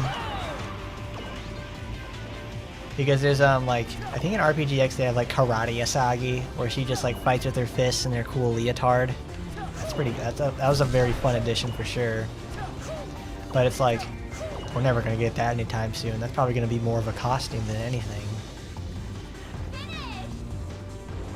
Cool, perfect V, no damage. Wow, I didn't expect that. Nice. Look, a cat. Oh, have you guys seen that game Stray before? About where you just play as like a regular ass cat? Honestly, that actually looks really appealing to me. I like the way that game looks a lot. I thought about getting it and, you know, playing it on stream, but it's like, you know, what is there for me to do exactly? Like, it just feels like it's a, you know, a streamer bait game.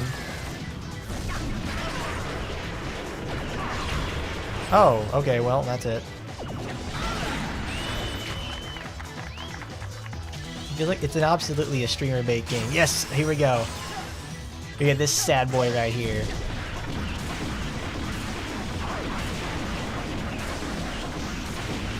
We won't get to see much of him, sadly, because he gets kind of screwed over because he shoots off missiles on the first round.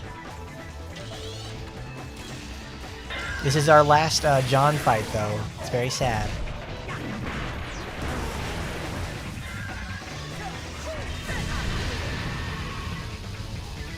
I missed him completely. Holy shit.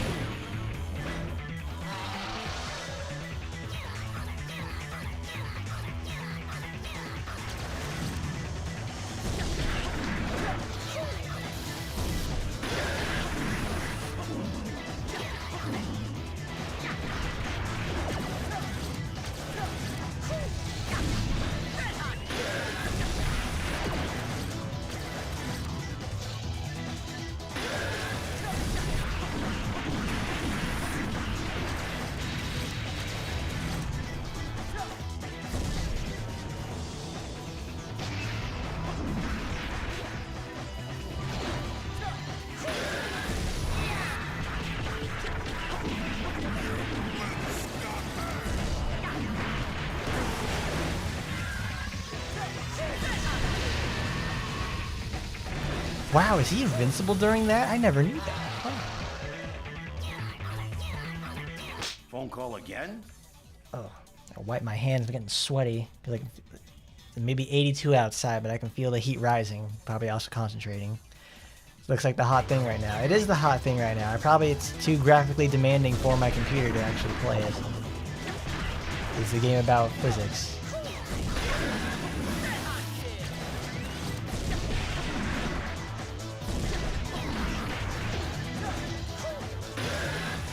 Yeah, today's stream is much earlier than usual because I missed yesterday completely because I spent most of it asleep.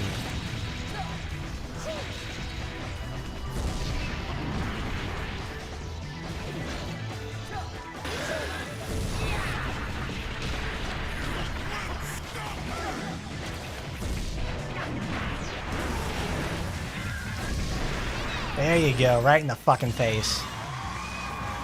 The devs really went out of their way to make real cat look and mannerisms. That's good. I hope it's good attention to detail because I've had a cat before and I want to see just how good they made the cat experience.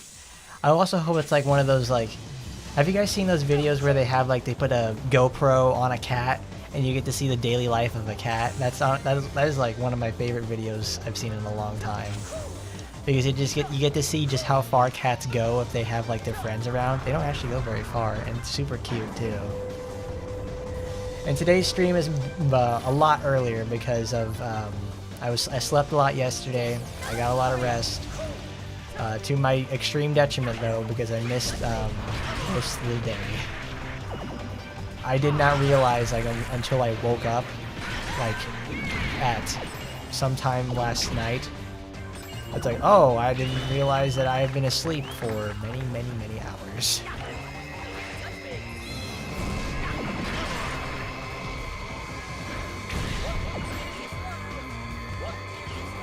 So I got my stream going early, very early this time.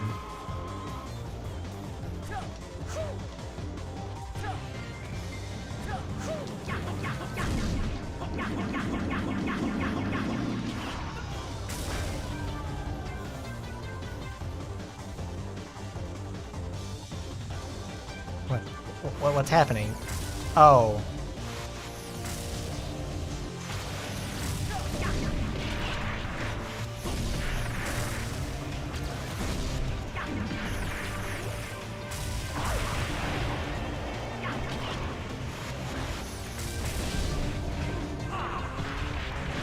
They had a pretty, at least okay, somewhat productive morning because like I was going to go watch the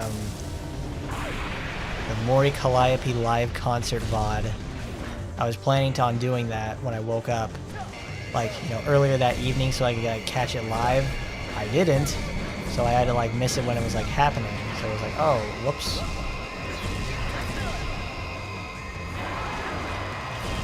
So a lot of stuff happened while I was asleep, like a lot. I felt like I legitimately time traveled at this point. I cannot believe it's like such a level of difference. And yes, we are fighting a gigantic robot Buddha. It's a pretty cool fight. We fought one earlier in the Japan level. Like, this is one of my favorite enemies in the game because it's just like, hey, we're just gonna have a Buddha. Why? Why not? Let's just have a Buddha that like comes over and attacks you and just like shoots stuff at you. because that's cool. There he goes. We have defeated the Buddha.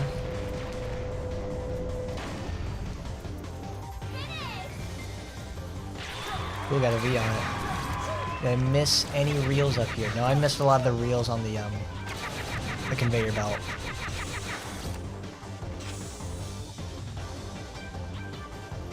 And I think this is the last segment before we go to the final area.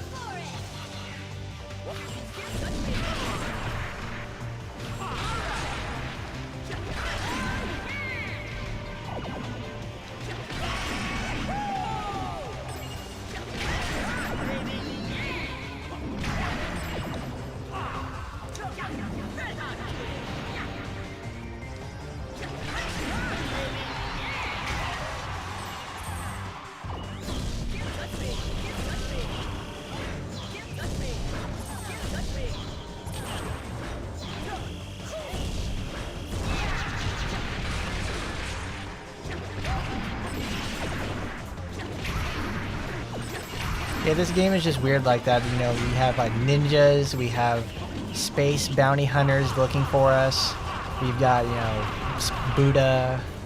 We have frozen tigers, sexy robots. It's got everything. Like, this is like a sequel that tries to, you know, really jump the shark for the most part.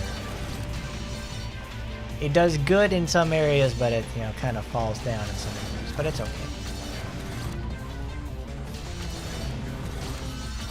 'Cause honestly, this is like a step down for me in terms of the games. But it's like, for the most part, this game is like just typically very fun. It's still fun. Don't get me wrong, this game is very enjoyable. I have completed it on all difficulties. Because like, if I hated this game, I would not do that. I just sound like a negative Nancy about these sort of things because I keep comparing it to one, and I really shouldn't. Judge things on their own merits, people. That's what you should do. I am judging this thing on its own merit, and it's very hard to say nice things sometimes. Because mechanically, this is fucking awesome. This is a great game. 4,500. That should be enough for the V.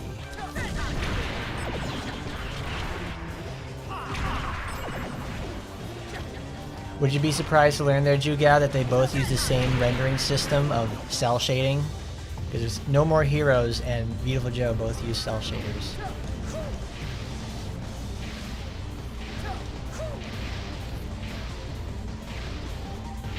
This uses it, No More Heroes uses it for every single thing. This game, it doesn't use it exactly for everything. Also, this is the first appearance of the Black Emperor. Glad you can make it, brave one. Enter now, for the party is about to begin.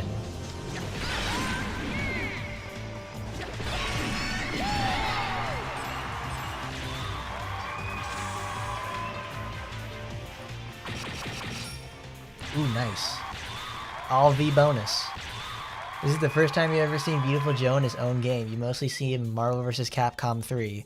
That's where most people got their exposure to him in the first place, besides the first game. Because the first game sold very well, and the second game not so much.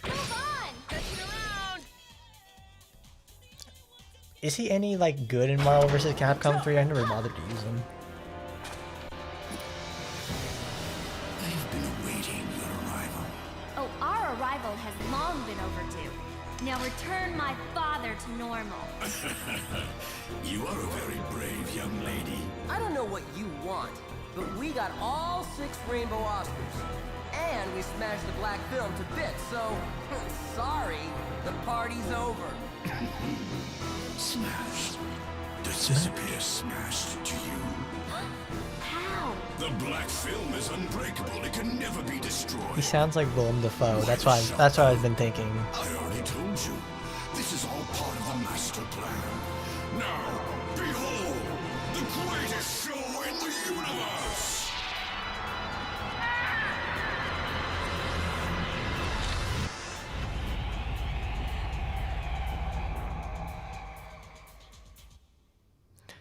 The greatest show in the universe!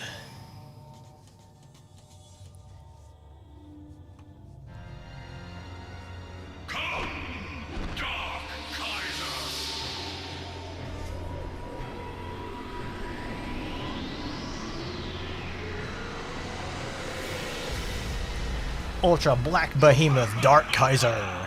It's time to paint all the movie lands black with the power of the black film. In this world, all is powerless against the unforgiving tides of evil. My sinister plot has finally come to fruition. Movie world. Here I can control every movie man has created. I can control the imagination of humankind from within film itself. And you, Joe and Sylvia, have the honor of becoming my first victims. Now, behold my power. Sylvia, this could be bad. I'm not giving up. Besides, we superheroes have a few tricks up our sleeves, right? Right! Come on, Six Machine! Yeah, let's do it! Great Six Machine!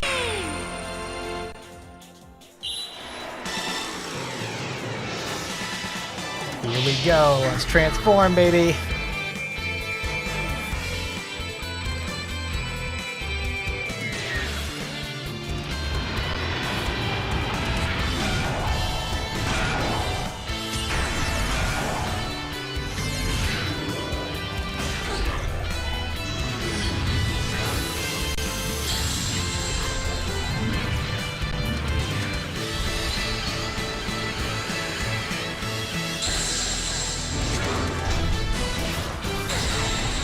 Giga Megabot 6 Majin. Oh baby, let's go. This fight's really easy compared to the one that in the first game.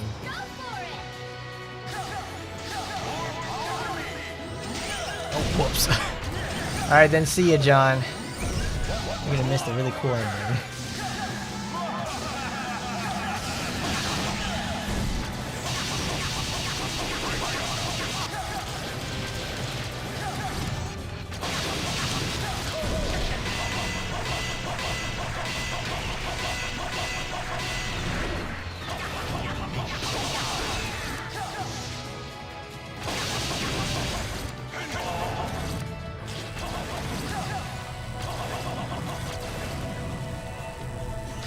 Look, it's the Yellow Devil.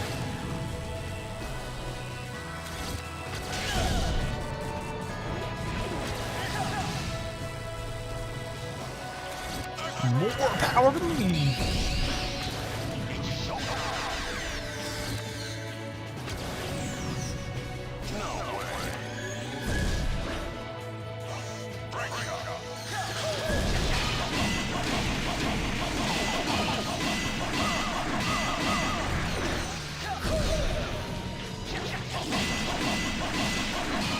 Like, this guy's a fucking joke compared to like King Blue. King Blue was like brutally difficult even on easy.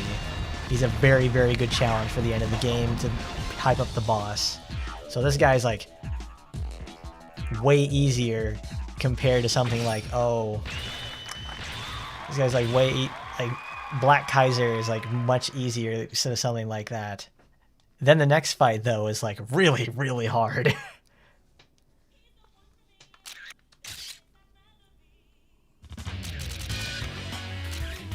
Mock. Sure, we have enough fucking points. Let's do it.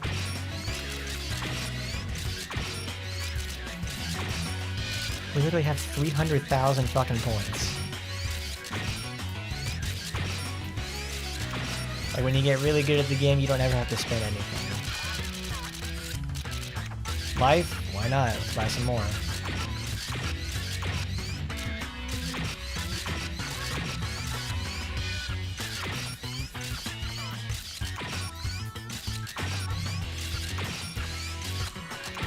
Eight, 9. Alright, we're perfectly stocked up for the final battle. Let's do this.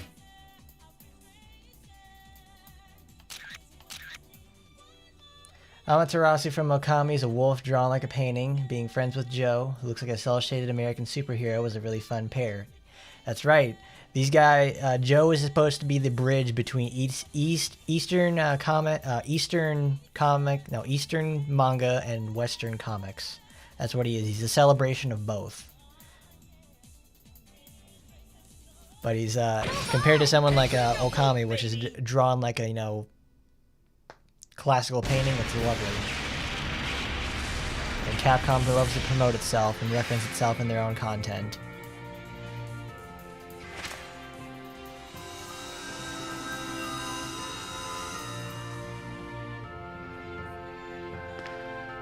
And yes, the bad guy's moon helmet is reminiscent of Muramasa. Pops? What are He you wore it the doing best. here? Are you alright coming inside the movie and all? More importantly, Uncle Jack, how did you come into movie world? So this is the last Oscar, is it? Well done, my son. Pops? What are you babbling about?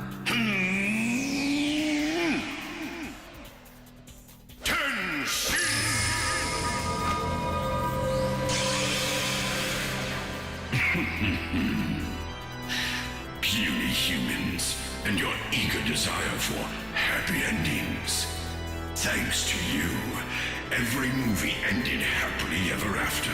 Smash movies are supposed to be like stand-ins for the Chaos All Emeralds. the Rainbow Oscars for me. Is this some kind of a joke? I just don't get this. This is what I was after all along. With all 7 Oscars, I now have the ultimate power.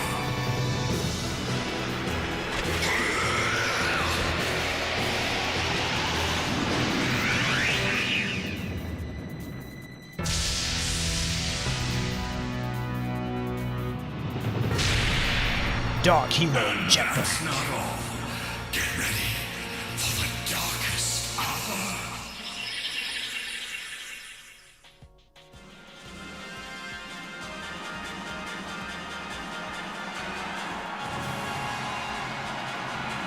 The Viewtiful Awards. Oh, I hope we get something good.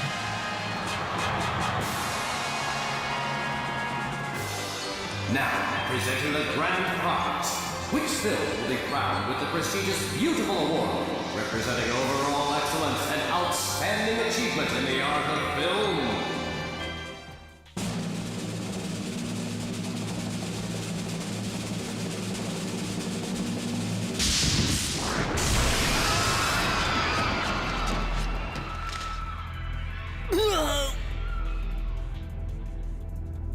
Huh?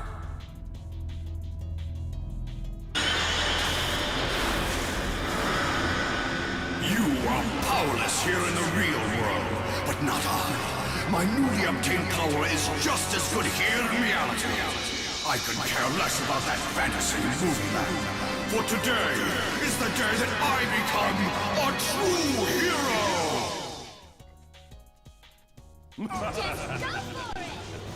There we go. Okay, gotta wake up. Oh, there goes my defense rank.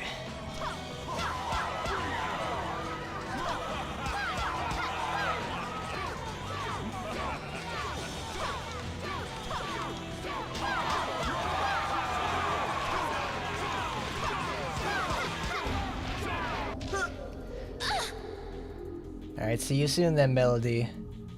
The Oscars being multicolored makes you uncomfortable. It's like, you know, they look like, yeah, they do look kind of, you know, of that shape. The Oscars normally look that shape anyways. Like, you ever seen, like, you know, that one before?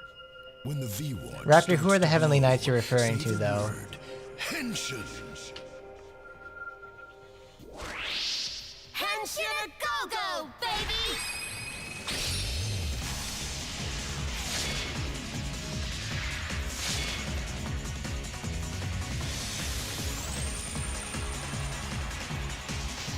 With the help of the peace-loving people of the world, our power has been restored. Our power is their power. And with this power, I shall fight evil! Even if that evil is Pops. And like I always say, there has to be a plot twist before the happy ending. And this is quite a plot twist. Happy ending, my big toe. I'll show you what real power is. Thanks, Dad. Okay, honey, check it out. More power to me! Alright. Jet Black on kids is not too difficult because you can do this little trick right there. And because the uppercuts chase, have very hard chasing ability.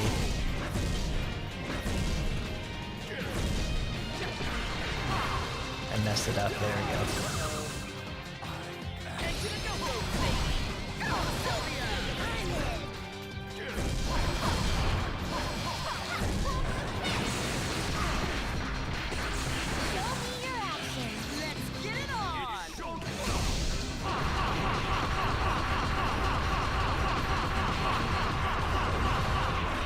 There you go, that's it.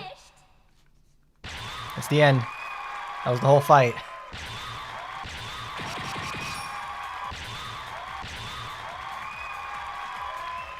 That was extremely fast. I honestly didn't expect it to end that quickly because when you get oh no! It fucking crashed, you piece of shit.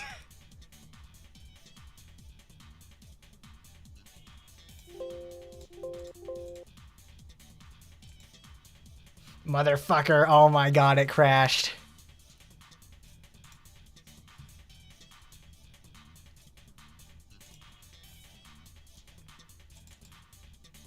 Now we didn't get to see the ending.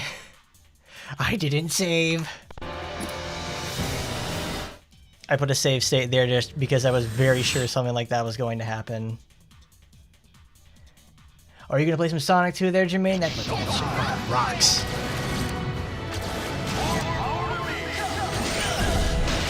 Yeah, it is a little bit anticlimactic, isn't it, guys? That fight is over that quickly on all difficulties. It's very, very easy.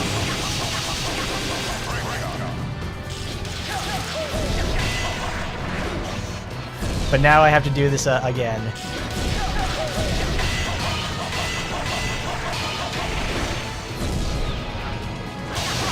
Oh, fuck, wow, that was awful.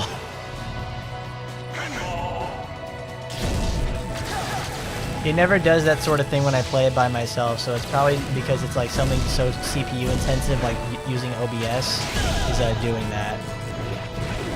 Holy shit. I did not expect it to crash like that. I'm so glad I put that save state down earlier.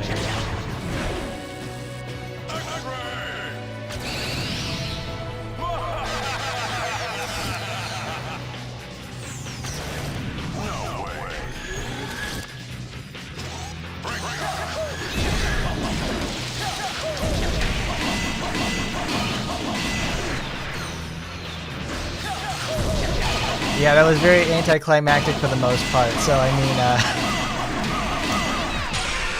we can do it again. Because we've seen all this. I really hope I can show the ending.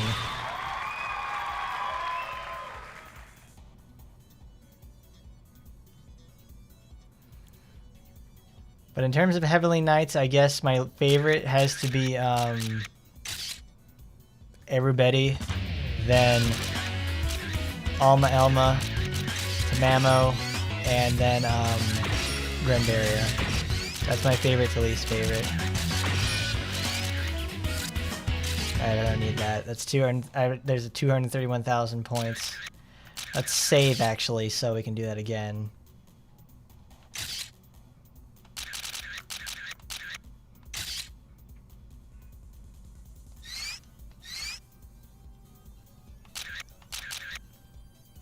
Put a save state there just to make sure.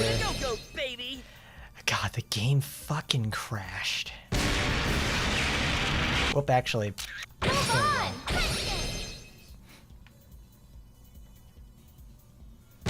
We've seen that. Let's start over.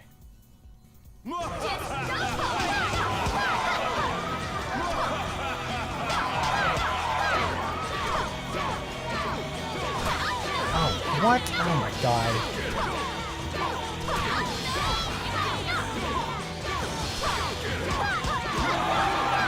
Like, seriously, the hardest part of this fight is getting through this whole phase. Because you have to do like 11 hits to him. And after you get past that part, it's a smooth sailing. Who's ready for a ticket on the Anticlimactic Express?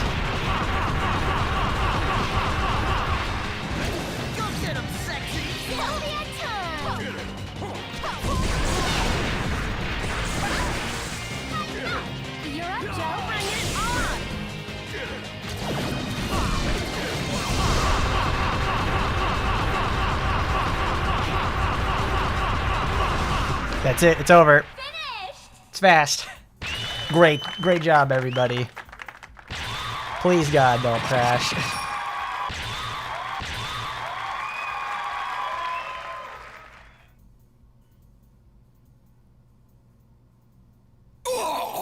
We did it. All right. Woohoo! We saved our dad.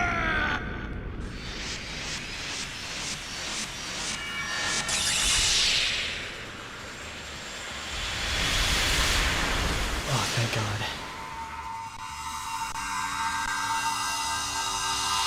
Daddy!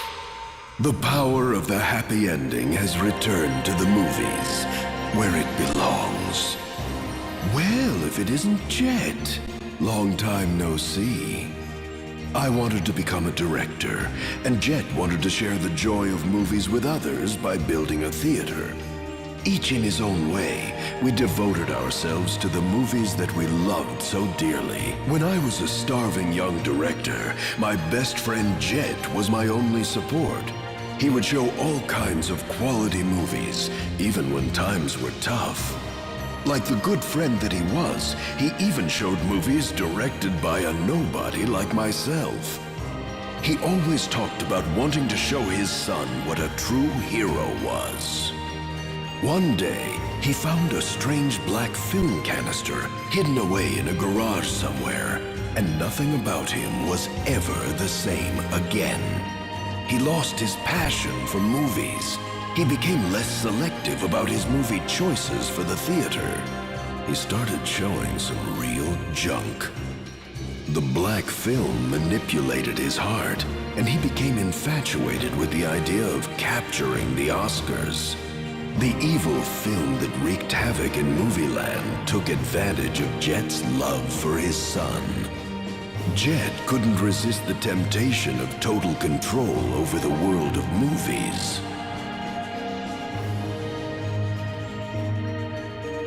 So let me get this straight. At first, Jet wanted to make a genuine hero movie for his son, but ended up wanting to become the hero himself.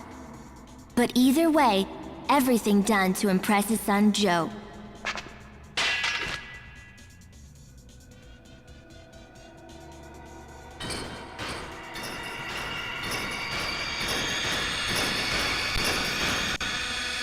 Joe!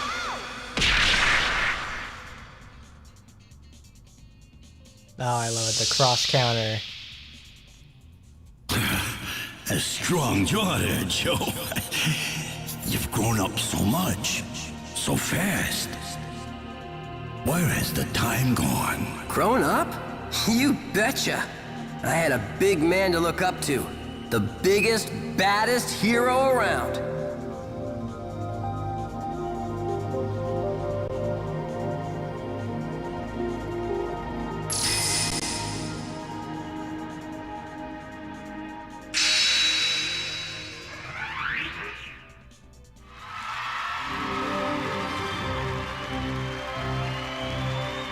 I'll never understand you boys. But I guess this is what they call a happy ending. Men don't need words.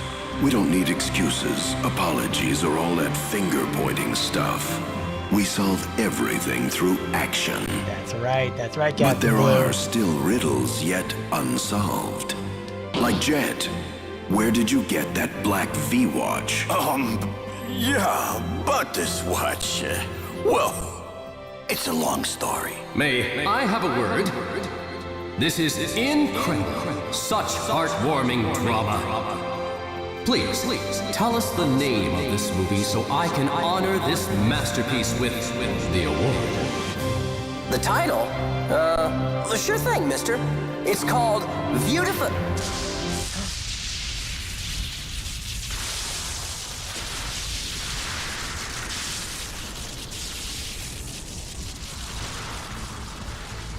Oh my God, Castlevania. Guess the ceremony's canceled. But this show isn't over yet. Cause the Earth will face 3 threats. There's still one last big threat left. Right, Uncle Jet? That's right. The secret behind the black film and the black V-watch lies in the last threat. But there awaits an enemy beyond your imagination. Then what are we standing around here for? If we can't do it, no one can. Ready, partner? Let's do it! We're Beautiful Joe and Sylvia! Yay, we did it, everybody. We made it to the end. Oh, what an ending. There is like no third game either. They did not make a sequel after this. There's like 2 games that come after this. There's the party game, Red Hot Rumble, and then there's Double Trouble, which is the one for the DS. I need to actually sit down and finish Double Trouble one day. Because honestly, I don't know where it fits in terms of the story. Team Viewtiful.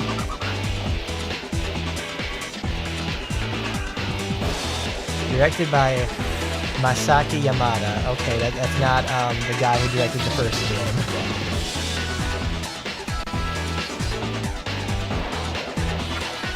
That's what I didn't realize that. I never really sat down and looked at the credits of this game.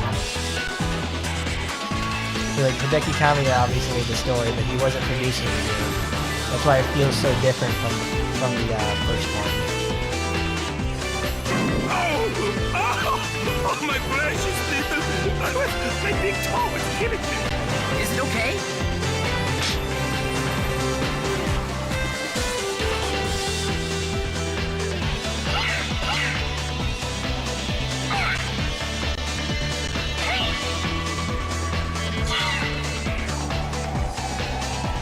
My name is Tony the Digger. Try these new frosted flakes. They're great. Tony the fucker. Okami actually got a sequel on the 3DS. It's Okamiden. Like it's a direct sequel for Okami. They gave obviously Beautiful Joe got its sequel, but it's not the same. It's like it's not as good. Oh my god, I think I split my pants. Split my pants,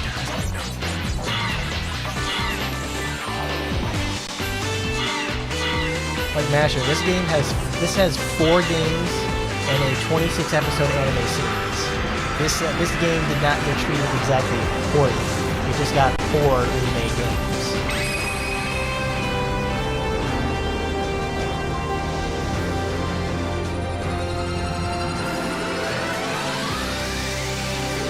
Like this game sits in Capcom licensing hell nowadays, and I absolutely hate that so much. They are so spiteful towards the Clover Studio team. They really are. Like, if you're not fucking Devil May Cry or anything like that, they're just never gonna release your game.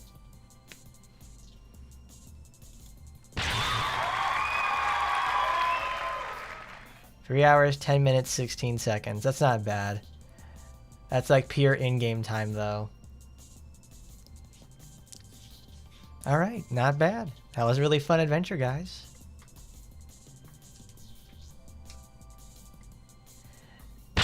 Curtain closes. We can get real select in kids mode. This game having a level select is absolutely huge. I love that so much. And now we're all the way back. Go save our game.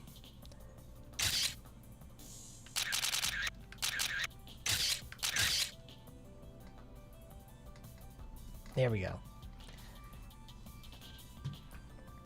They never knew they made a considerable amount of games. They did. They made this game, like, this series sold really well. They wanted it to make it successful, and they did. But when they don't want to make it successful, they do a pretty good job at making sure you don't even know what that is. Kids mode is what we've been playing on, though, Masher. We've been playing on the easiest difficulty because that allows me to get through this game in a really quick amount of time. Because if I put it on adults, it just has me like dying more often, and it's like that slows the game down so much. Because it's getting near the end of like my day, and I have to go I'll be going to bed later. So I don't want to get like too tired at the end of the game, and then like start messing up even more. So I just put it on like easy, and that's it. This was a very fun run though, Bucket. I enjoy this. I enjoy this game mechanically and what it attempts to do in terms of world building for Joe, because the other games expand upon that. From what I remember, they add in more characters, more stuff from there. It's a really good time. But thanks for coming by, everybody. That was a really, really good time. This is very fun to actually just sit there and actually have people to bounce off of for this game for once in a while. All right, tomorrow we have DMC Devil May Cry. That was the game we were. That's the 2010 remake that they made for Dante. That's going to be a really interesting one because I've been having a lot of fun with that in practice. So I'm really excited to show you guys that one. My jaw is better, but I still need to... My jaw has been better. It's toning down for sure. It wasn't as bad as it was a few days ago. And it wasn't as bad as it was yesterday. It's a little bit... It's getting better. It's waning. But thanks for coming by, everybody. Hope you get to come on over tomorrow when we have the ability to face Dante. For remake Dante, because that's a really fun game. Like honestly, like I'm very glad I got to play it again. So, and as always, like your boy Hardcorn says, I'll see you next time. Bye, everybody.